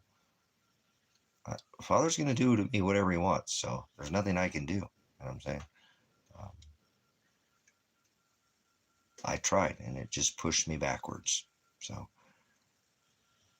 oh well, you know. At least I had this ministry to here to support me and keep me, you know, keep my head up, you know. And I got a lot accomplished in the last year and a half. Whether I like it or not, I paid this ministry off. I purchased the whole other piece of property, the other 5 acres that I'd been paying on for quite some time. Remember, I put up $20,000+, you know, more than that, you know, for to try to stay out of jail so I can keep trying to find my son and daughter. So I don't know if that's going to happen though. I tried, you know, I tried. So the no phone call today, that was so disappointing to give the attorney all that money and not get any counsel. So it's not like he's a public pretender, right? You know, he is a very expensive attorney. So I guess he'll be there Monday. Like I said, I went into town and bought a suit and, you know, got a tie and whatever. I'll be all showered and shaved and clean and ready to go Monday. But this probably end up being my last couple streams. So please remember, there's thousands of hours on this channel. I've done 6 YouTube channels, you know what I'm saying? No, I'm not doing no lies with this, you know. But yeah, it's all right. It is what it is. I'm just trying to prepare myself to go to jail, is all. And if I don't, then great, you know. That'll be okay too. So either road that He gives me when I hit that day, it's going to be a challenge. You know what I'm saying? It is whether I because at that point, if I get out, they don't charge me, I got to go right back at looking for where my son is at, which means I got to call Josephine County again and say, hey, I've reported my son, you know, missing, and now the case is dropped or whatever they're going to do Monday, and try to go back, or I'm going to jail. But I think I'm going to jail because my attorney never called me. He didn't call me since pretrial, and I have a trial Monday, so I'm pretty sure I'm going to jail. So he didn't call. He didn't do anything. He never did anything. Yeah, I have trial Monday. John didn't call me. He didn't do anything since pre-trial. He hasn't done anything. He hasn't done anything. No witnesses called. No evidence called. Nothing. He did nothing.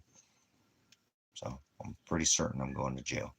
So they offered me a deal. They said they would drop all the charges and just give me a misdemeanor and unsupervised probation. So just basically, a little slap on the wrist. But they were supposed to be, but he never even tried to get him there. He said to me when I asked him, Nicole, he said, why can't somebody to be there that's not, that's not alive? I'm like, so he didn't do anything. He didn't do anything. John didn't do anything. He didn't bring any evidence. He did not do anything. So, yeah, well, it doesn't matter. It doesn't mean that I won't go to jail, though. Okay? Just to let you know. So, I'm letting you know, nothing's happened at all. It doesn't matter if they don't have a case against me. They dropped Adriana's case 14 months ago for the same charges that they have against me, and they dropped hers, and they're still taking me to trial Monday.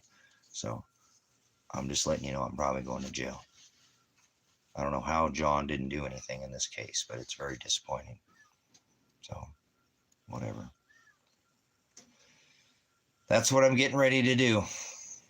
There's no evidence. John didn't do anything. There's no evidence in my case. The only evidence is the evidence against me that the state has. He didn't bring any evidence. There's nothing. The witnesses, I have nobody to be there for me. Nobody's going to show up to my court date. Nobody. I'm probably just going to get thrown in jail and that's it. You guys aren't going to see me anymore. I don't think I'm going to make it out of jail. I really don't. I think the reason why this is happening with John is the feds are involved and they have some interest in me and they're just waiting to get me in their custody, and they'll wait until I get put in jail and then they'll Werner come over here and that'll be it. That'll be the end of me.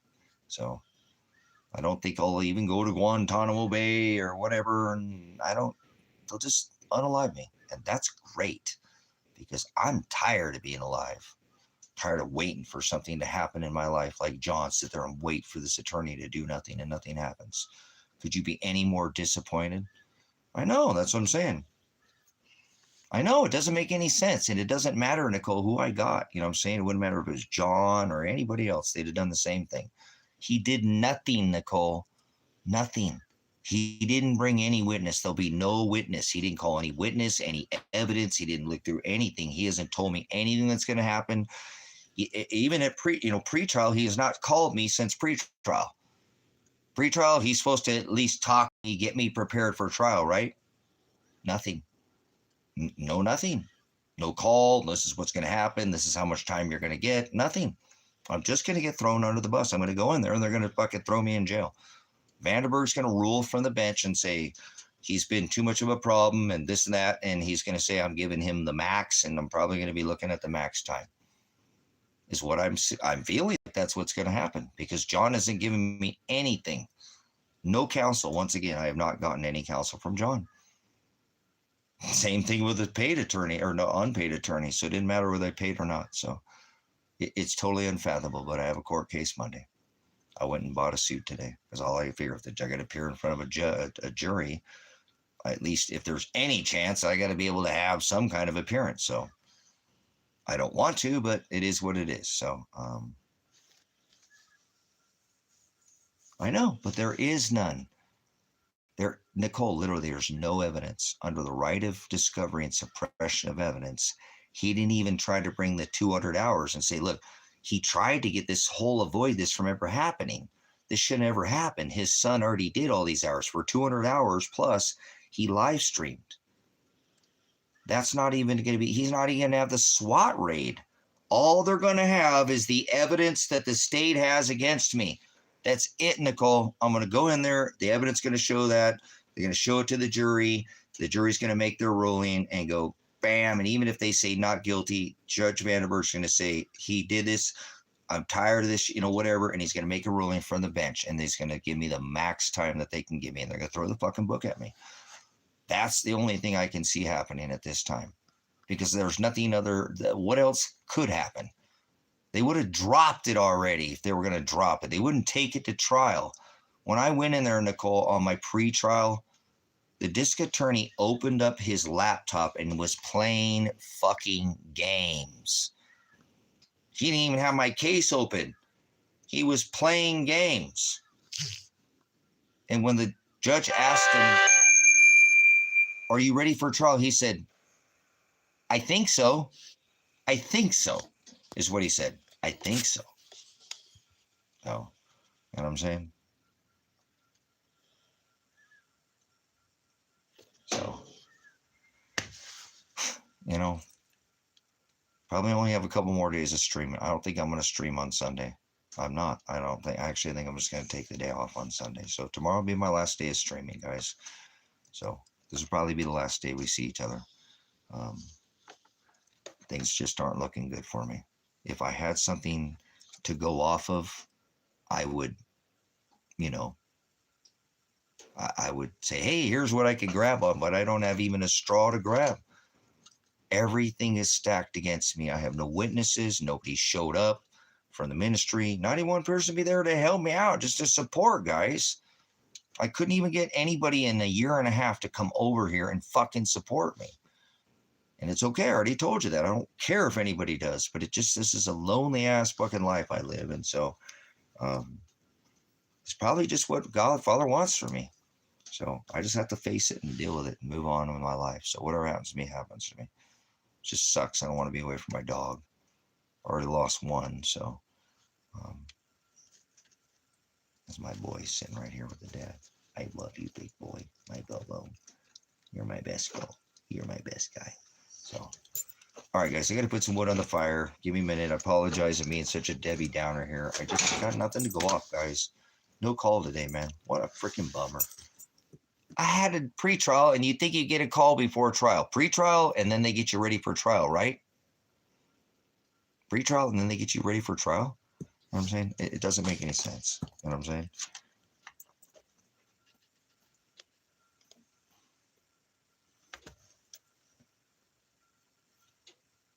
Nice. Outstanding, Nicole. Good stuff. Hallelujah. All right. Oh, my goodness. What a nightmare. What a nightmare my life is.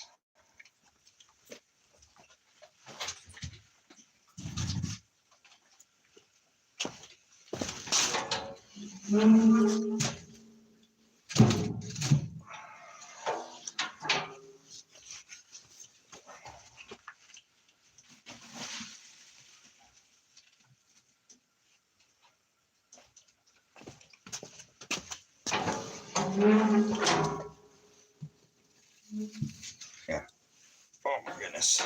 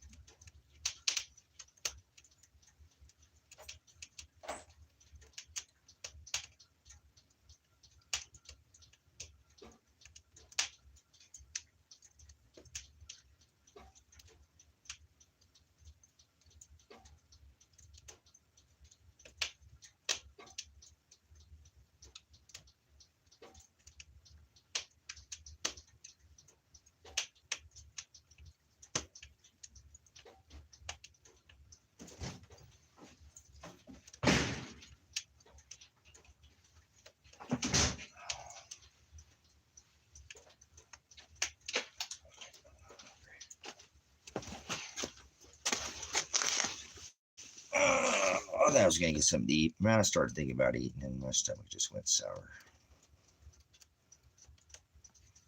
I think I make it. I probably just wouldn't eat, so.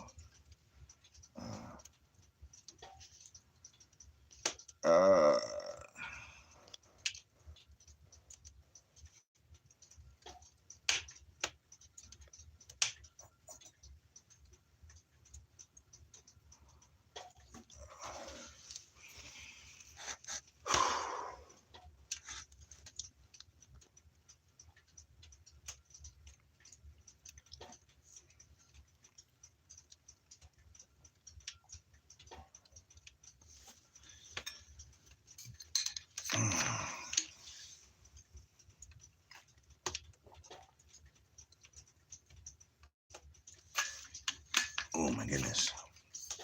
That's cool. Yeah, the puppies ate my pizza because I sat in the back of the truck, so.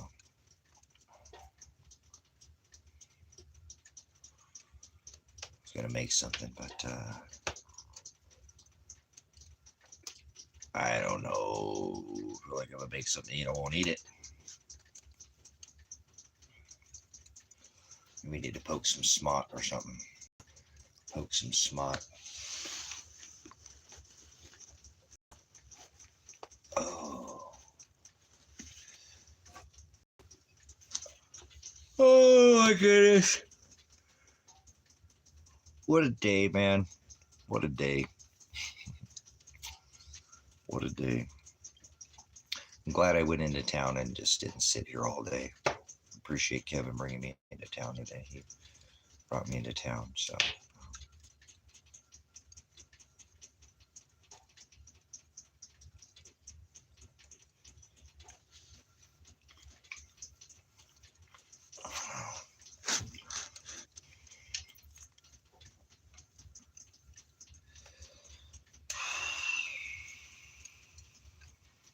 What time is it? Oh, man, it's already 10:40. Damn.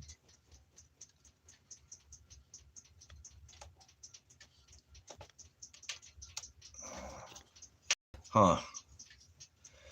Well, it's going to be a long night. I don't feel like I'm going to sleep very well tonight, man. Don't feel like I'm going to sleep very well tonight.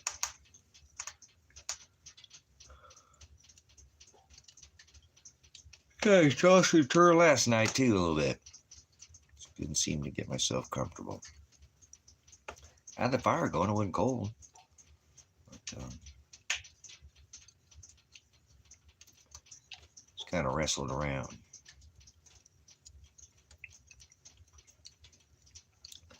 I just would wait. I was on my attorney to call, and he didn't call. So I was just a little bit on edge. So kind of the same thing today. So I'm sure it's going to be kind of a long night. My brain, I mean, I don't sit there and just think about things all night, but my brain just kind of is unsettled. So I don't know, man.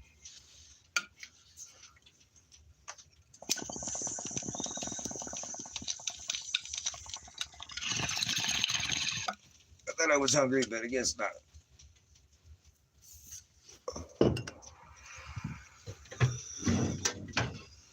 Well, hey, at least I got a tattoo today. So nothing else. I did that last time. I got a tattoo, and then he called the next day, so maybe he'll call. So.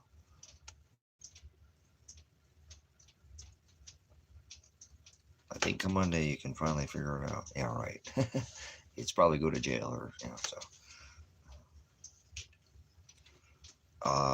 I got the back of this. I got the back of that done.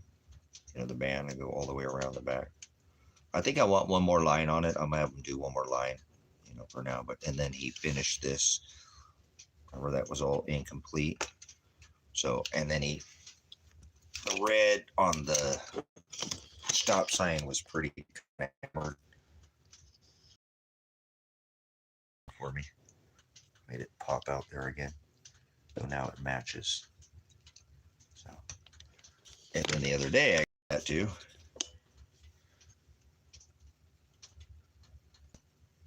I got this the other day. This is the key to the pit. What the hell's on my hand? All the ink. Oh, it's from the fireplace. But this one goes all the way around. The crown of thorns with the key to the pit. So and then I got this one all redone. This one's all redone. So not bad. Yeah. Shoved it in pretty hard inside of in there, but it's okay. It turned out good though. I'm happy with it. I like the key. I didn't want anything too fancy. I actually wanted like an 8. Like an 88. But yep. So they match. See, then they're pretty symmetrical. like kind of a, you know what I'm saying? They go together. So thank you, Father, for good tattoos. They cannot take my tattoos from me. Steal everything but my tattoos. So. Oh. I figured I might as well. I sold my land. I sold the 5 acres out here, so I was gonna go buy a pickup, but I need about another $5,000 because I just sold it too cheap.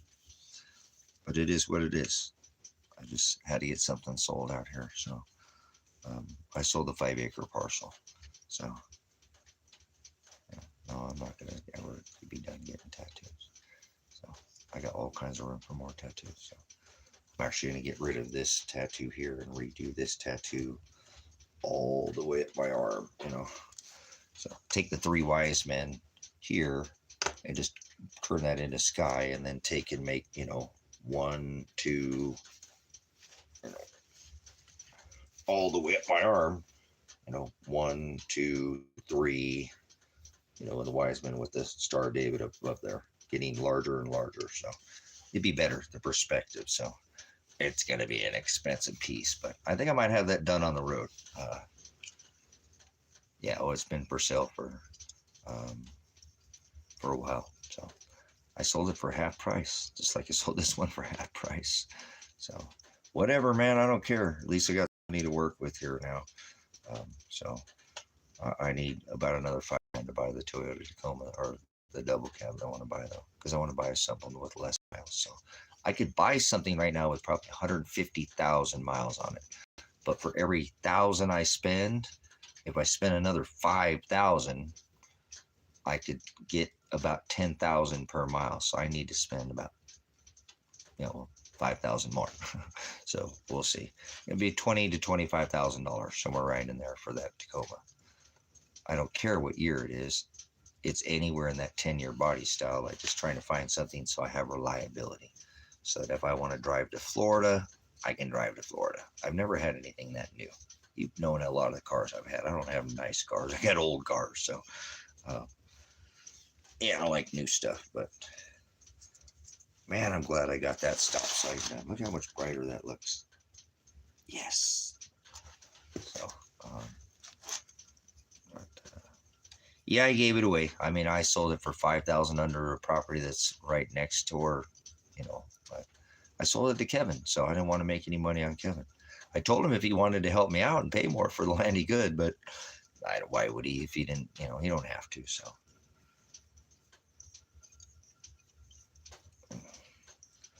I'll try to come up with the.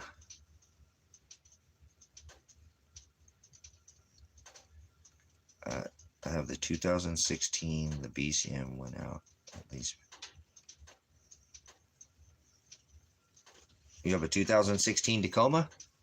You have a double cab? You have a Tacoma?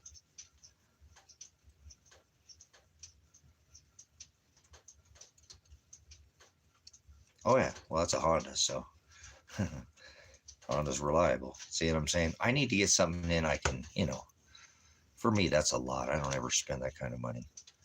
I've never spent that kind of money on a car. But, okay, yeah, Chevy. But, yeah, I've owned lots of Chevys, but it's time to buy a Tacoma. You know, it's time to buy the Toyota. I have a 4Runner out there. It's a 3rd-gen 4Runner, but I'm taking the ministry on the road. Nobody's going to come out here and join me, so it's okay. I'm done with the whole doing the ministry out here like that. It'll be here. It's paid off. It'll be here 10 years from now, 20 years from now, 30 years from now. You know what I'm saying? But so is a vehicle, so I can go on the road with the ministry and travel and do a mobile ministry. So either way, it's going to go to the ministry. I really don't think that truck is for me. I'm a pastor, and I'm going to travel and share the gospel and film and do live stream. You know, I'm not going to do as much live streaming. Absolutely not. Once I go on the road, I'm going to do shorter live streams, but they're going to be better quality than just, you know, but, and they'll be organic, man on the street. So, that is, hopefully, if I don't go to jail, that's what I'm going to do. Take the ministry on the road, since nobody will join me here, wants to come grow food and live here. And I didn't want any money from anybody. Nobody came. So I could have 50 people right here off that Homesteaders for Helpers, but I wanted people from the ministry, people that are in the same narrow way. So um, we're going to let that go for now. Just focus on doing the mobile ministry. So I will be spending whatever money I have for that land. And like I said, I kind of wish I would have asked a little bit more for it, but whatever, it is what it is. I shouldn't have spent the money today on a tattoo because it takes away from the truck money, but oh well. I might go to jail. At least I got tattoos and, finish my tattoo before I went to jail instead of sitting on a pile of, sitting on money. So, but anywhere from like 2010, 2014, you know what I'm saying?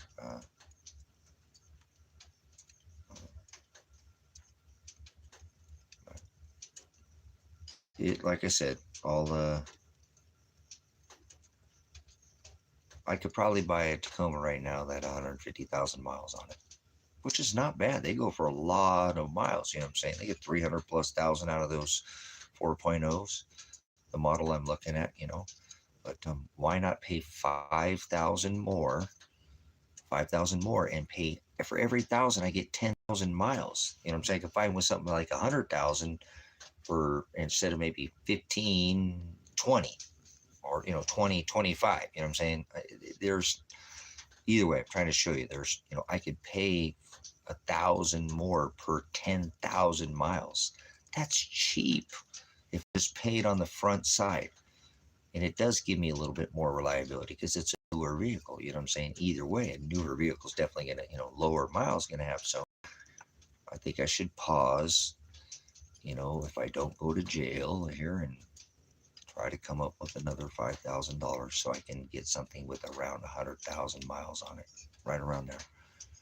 And then I know I can use that vehicle for 2 or 3 years and just do the regular Toyota maintenance calls where it's not cheap, but do it, and it should run without white knuckling it and driving down the road. You know what I'm saying? If that makes sense, you know what I'm saying? I don't want to be worried about how reliable my vehicle is. I've never owned a vehicle that reliable. I've owned vehicles that are reliable, but they're used, they're old, they need to get out. A vehicle that's almost 300,000 miles on it right now. How the hell am I going to get the reliability out of someone that's 300,000 miles? I'm not. I'm just not. It's a good vehicle. They can get up to 400,000, but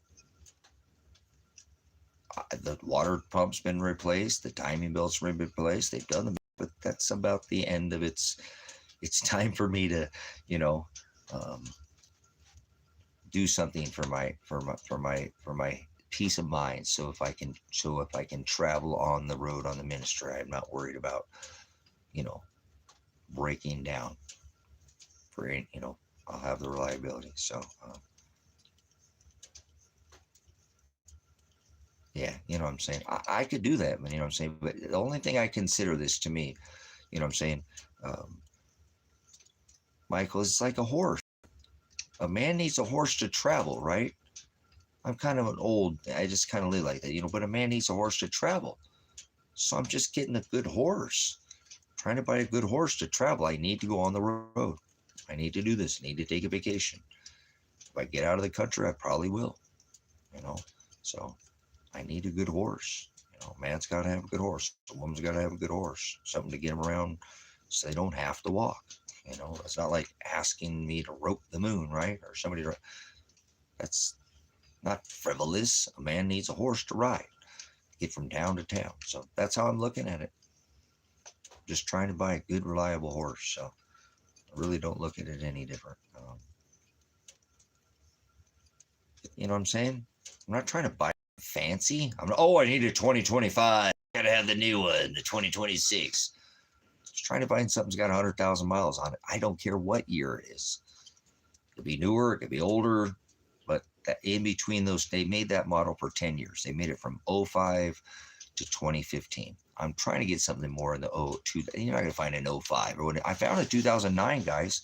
I found a 2009 It's a 6-speed, which I would prefer to have because I like to ship. I mean, if I can in town, it keeps you more alert.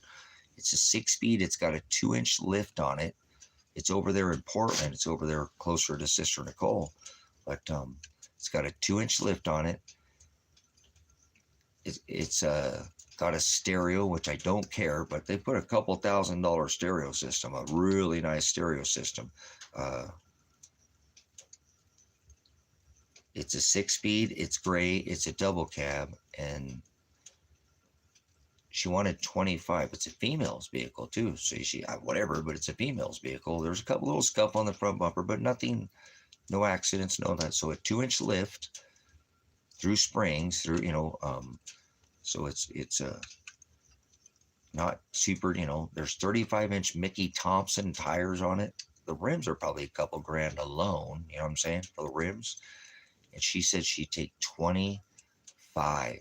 I originally offered her 17. She's like, I can't, and then offered her 18, and then she came back and then she said, look, 25, 25, I can't take any less. And if I had the money right now, I would buy that truck because I can't find anything. It has 76,000 miles on it. 76,000 miles and a clean title. I don't even know how it's still there. 76,000 miles, a 2-inch lift, a nicer stereo system. I don't really listen to stereo, so that don't matter to me, but nice tires and rims, fresh tires and rims too. I don't care about the rims either, but nice, Mickey Thompson, not good tires. That's a steal. That truck should be at least 27. 27. She originally had it like for 25.5 with hers on her list price, and now she's down at 22.5. That's why I offered her I have 15 right now, so that's why I sold the land for her. Should have sold it for 20, but it is what it is. So I told Kevin, hey, you can, if you want to help me out or whatever, tip me out all. But it is what it is. I have that, so I'm kind of bummed. If I had that extra 5 right now for that truck, that is a good deal. It's an 09. It's an 09, so it's not it's not new, but it's an 09. It's just been babied. It's a little road princess. You can tell, you know what I'm saying? She got a little scuff on it. It's probably just somebody rubbed up against it or something. It's not an accident. You know what I'm saying? There's no damage like that. It's just a small abrasion. There's some kind of little scuff in the back too. And they're really disclosing all that, you know what I'm saying? Being real upfront. So there's only 2 places that have any kind of, and they're just scuffs. They're not even, something from it looked like they were loading something in the back of the tailgate and it kind of rubbed it. And then the other one's just something on the front left side of I don't know, looked like it like rubbed against a pole or something, or somebody was in a parking lot and got a little close or something. But yeah, that is a screaming deal with 7, and it's a 6-speed too, which I would prefer to have the 6-speed, and the windows are tinted. So it's got a lot of money into it, but I don't have it right now. So, and I probably could have tried to sell some more things, but I'm like, I need to get through this court date first before I go buying a truck. What is it going to do? Just sit here? So if I'm going to jail or something, I need to probably put some of that money on my books, right? I need to give some money for Kevin to pay a land payment while I'm out, give some money for dog food, cat food, you know what I'm saying?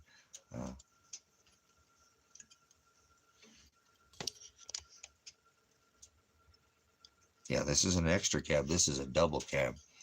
It's not the access cab. It's the 4-door. It's an access cab. Is the extended. It's a crew cab. It's a double cab. Is what I'm looking at. It was an access cab. That's an access cab price. You know what I'm saying? I've seen access cabs for that price, not crew cabs. So, or the custom, or the double cab is what Tacoma calls their double cab. So, and it was for the dogs. It's when I had Tango. He's a much bigger dog, and I don't need it for pants now, but it'd be nice to have. Really would. Like I said, we just went to town and we had all the dogs, and Marshy, she sits up front on the little headrest and lays down, but the other dogs sit there in the back, and just lots of room they can move around. So because I don't want the dogs in behind me in the truck. I want stuff in there that I don't want to. I know it's a but smell like dogs. We're gonna have them in the cab. Well, yeah, put a cover down there, and I can air them out, and so that's was the idea to me, is to keep all my cab space in the back of the bed, and for me, and use the double cab for the puppies, and that's their space, and I just have one puppy now, but I miss my Tango so much. I missed him so much today. I did. I missed him so much today. I said his name on accident up at the top of the hill too, when I let the puppies out. So I'm still not over that. I'm trying. He's my best pup I ever had.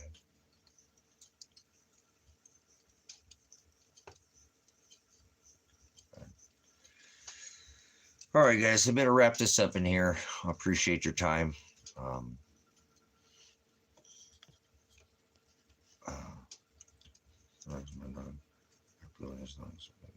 Yeah.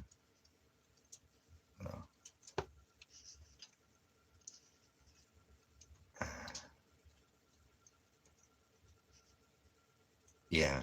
Yeah.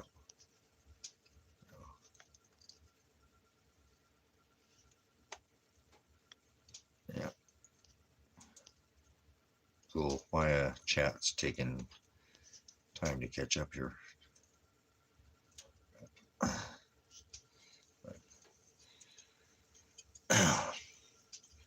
All right, brothers, sisters, I'll come on here tomorrow. Tomorrow's probably going to be my last time streaming on here. So if you don't see me after here tomorrow, I love you. It's been, an absolute, I don't have words for the support you guys have shown me. I think I'd be really depressed right now if I didn't have the ability to come in here, because I live in the middle of nowhere and I just don't have the avenue. I just don't have contacts like that I keep in touch with. So having this ministry has just been a blessing. So I did talk to Kevin about it, and I asked him to take my phone, and hopefully he'll come up once a week or something like that, and so you guys can come in here and stay in touch with each other. So the idea was not to take my phone to jail, okay? The idea was to give it to Kevin and give him some money to pay my phone bill for 4 or 5 or 6 months or something, so he can come in here and you guys can, I don't know if he'll show me, you know what I'm saying? But he might come on and say something. I don't know if he will. He might say something in the background. All I asked him is just to bring the stream up at least once a week if he could, for a couple hours. Even if he just set it down, and it's up so you guys can come in there and have a chat. Okay, so that way the ministry doesn't have to go down. I told you, this ministry, I'm just one part of the one. So it would suck if the ministry went down because something happened to me, right? The ministry doesn't have to go down. So I'm trying to make that happen. Okay.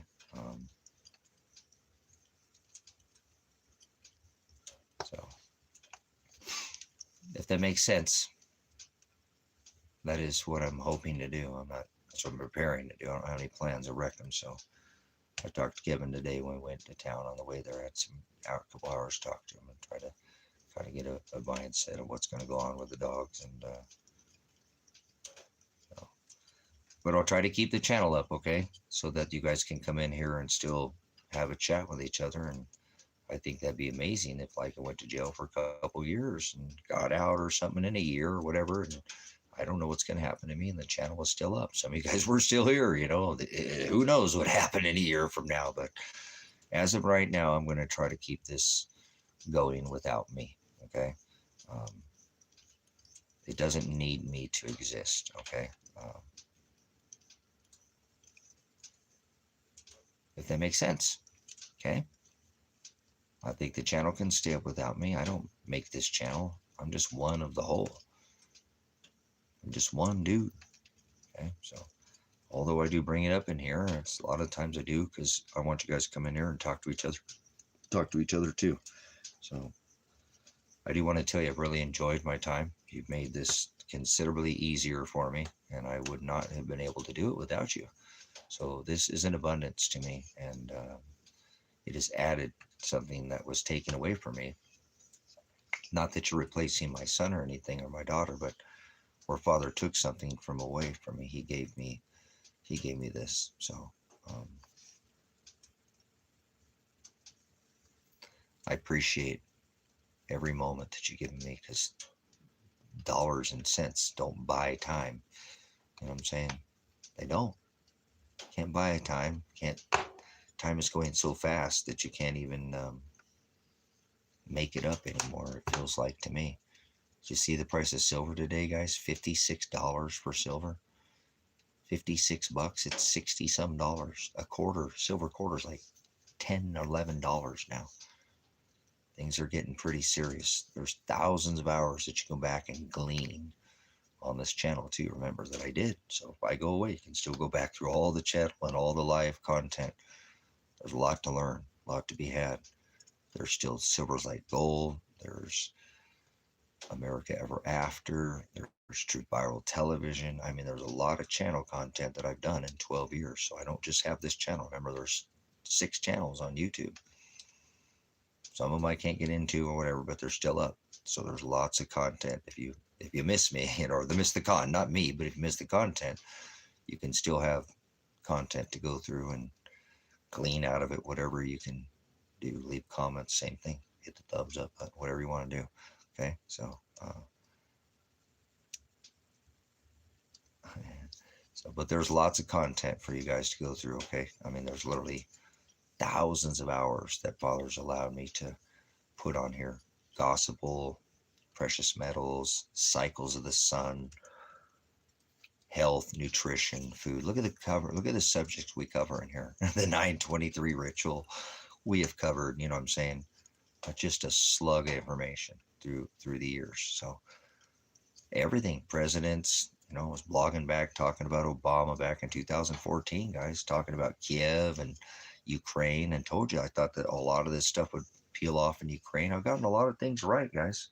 I didn't get everything right, but I got a lot of things, you know, right over the target, man. I nailed it. And that feels good to know that somebody heard it and get in front of it, you know, not trying to change the course of history, but, you know, get in front of it and do something about it.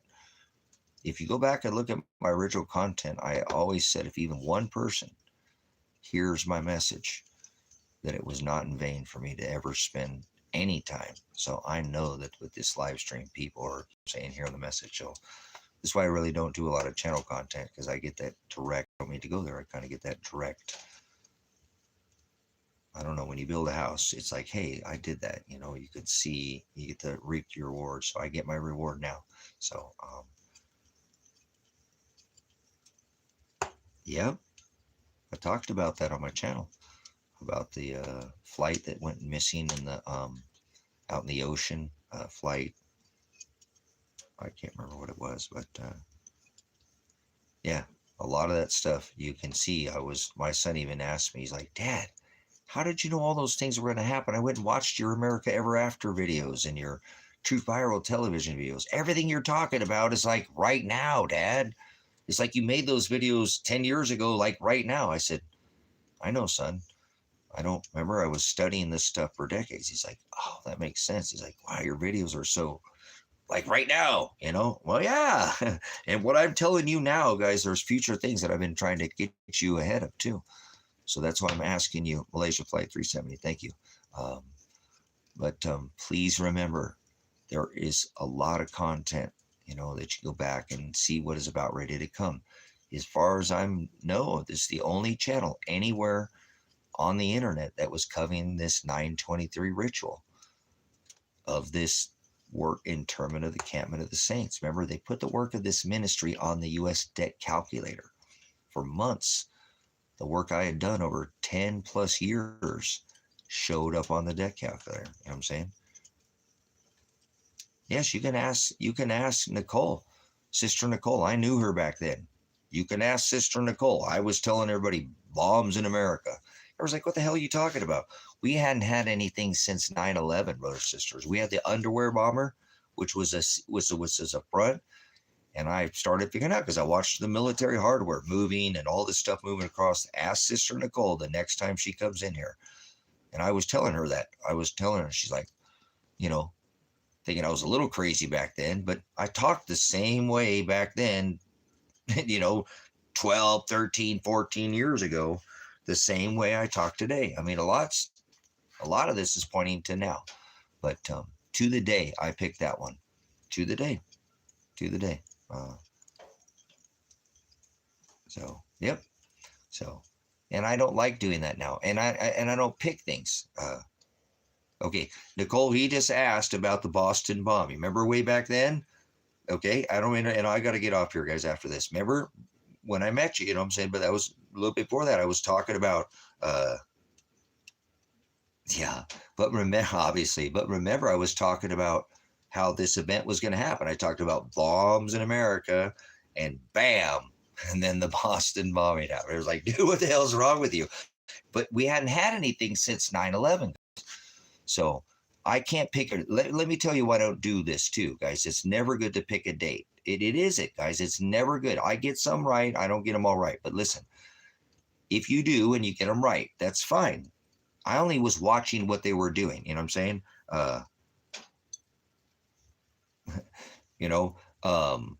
But like I said, if you watch what they're doing, a lot of the times you can see what they're doing well ahead of time.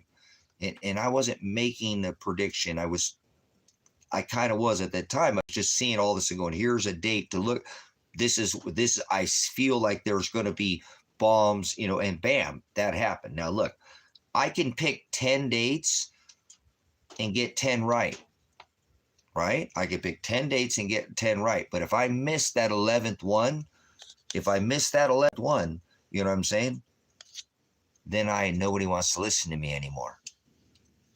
You know what I'm saying? So I don't do that because there were some things I missed in the past.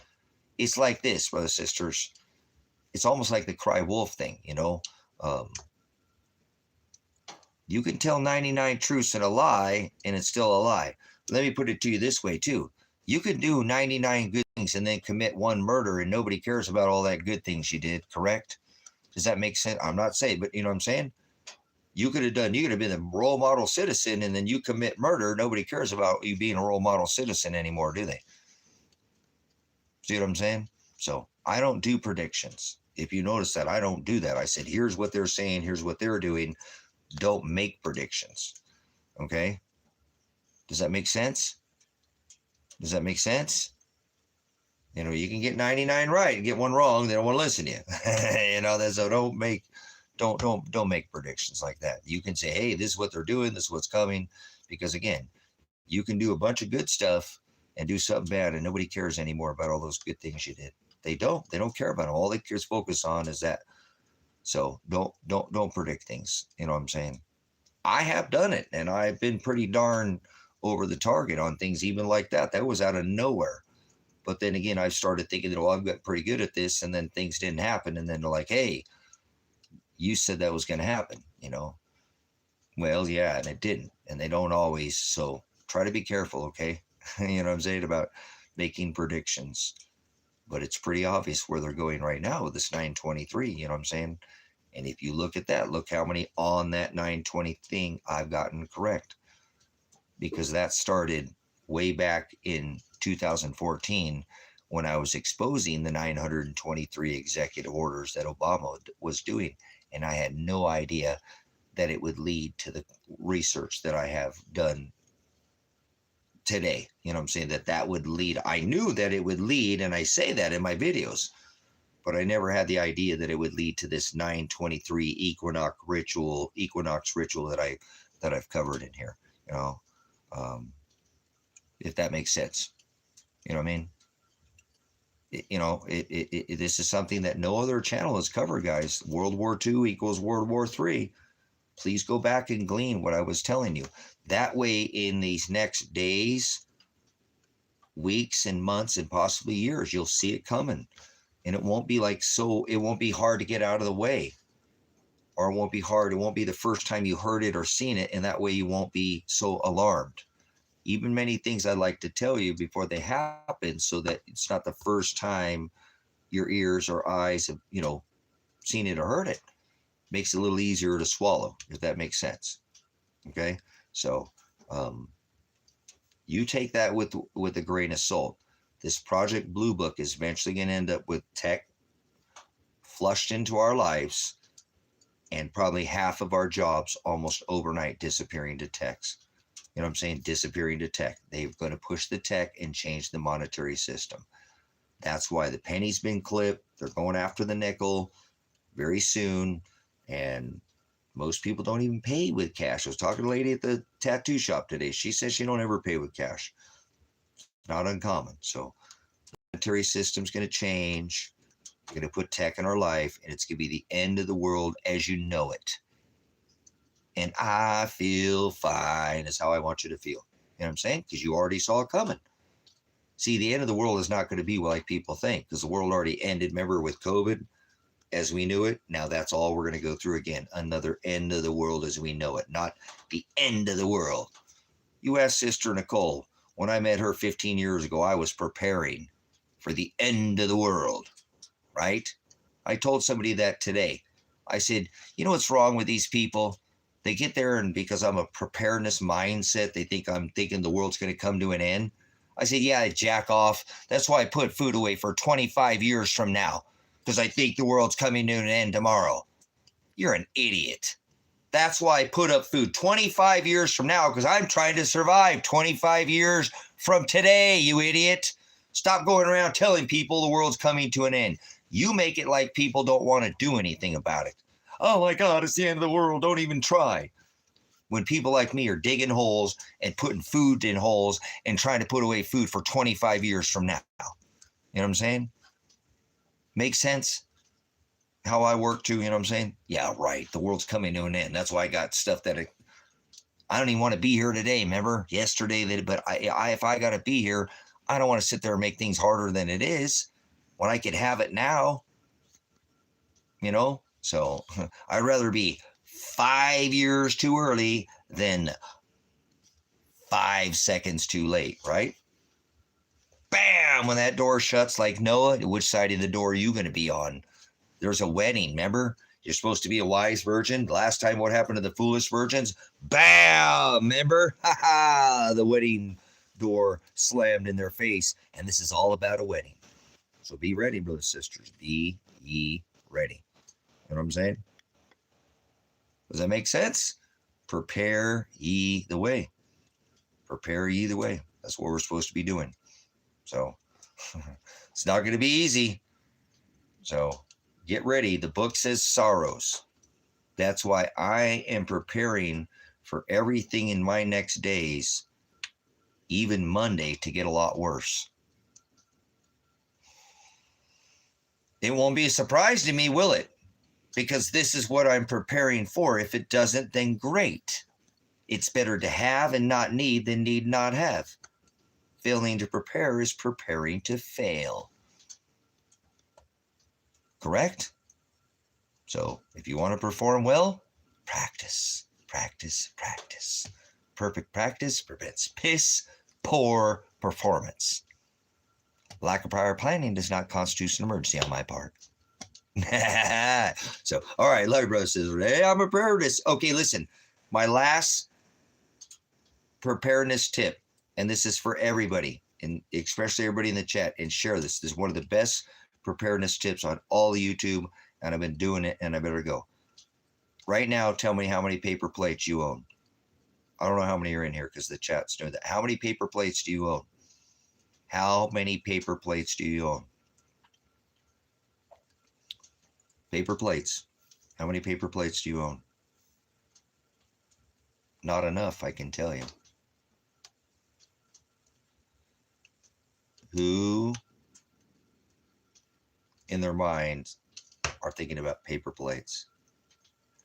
Paper plates allow you to wash your lady parts and your man parts. You don't want to wash dishes. You want to wash man and lady parts. Paper plates are very, very valuable.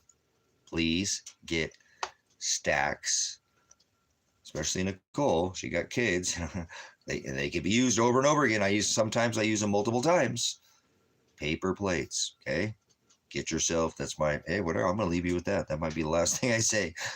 Whatever, man, it is what it is, but it's a great preparedness tip. It truly is, because water is more valuable to wash yourself with and keep yourself clean than is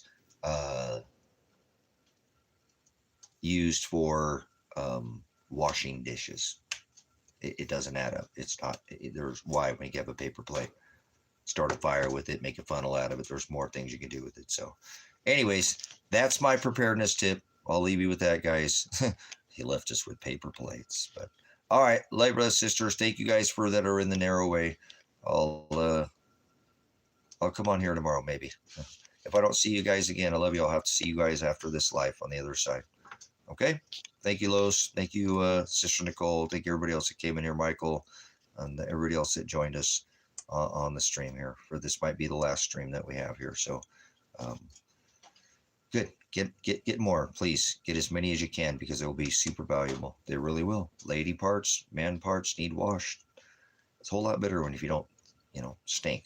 So a little easier. I'm not saying you have to shower every day, but at least keep those parts, clean. Pits, armpits, bung julio, all that good stuff. Lady wet parts, all that stuff. But goes a long way.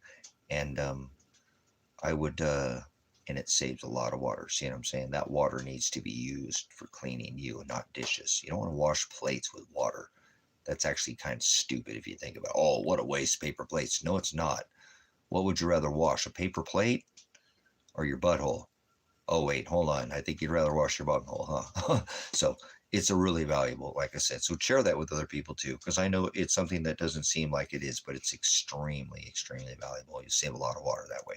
So it is. It's one of the best preparedness tips on YouTube. So, all right, brothers, sisters, if I don't see you again, I'll have to see you guys after this life, okay? I love you, and I'll see you. If not, hopefully something will pop. I don't know. Whatever's going to happen, so it's already written, so I'm not going to try to get in the way of what Father already wrote. If you do want to support the ministry between now and that time, there's links in the description. I'm going to have to come up with some money afterwards, so I'll probably, if I get out, I'll be pretty busy once I get out to try to come up with that other $5,000 to get a vehicle so I can go on the road. If I get out, if they don't lock me up, I'm going to try to travel. You know what I'm saying? I'm going to try to travel so we can take this show on the road. It's going to be awesome. On the ministry on the road, it's going to be a fabulous time. It's going to be pretty organic. I think you guys will enjoy it. If not, I'll come back here. You know what I'm saying? This place ain't going anywhere. So appreciate your time. Love you. And I'll see you guys maybe on the flip side. Pastor Revelation. Pastor Apocalypse. Whoa.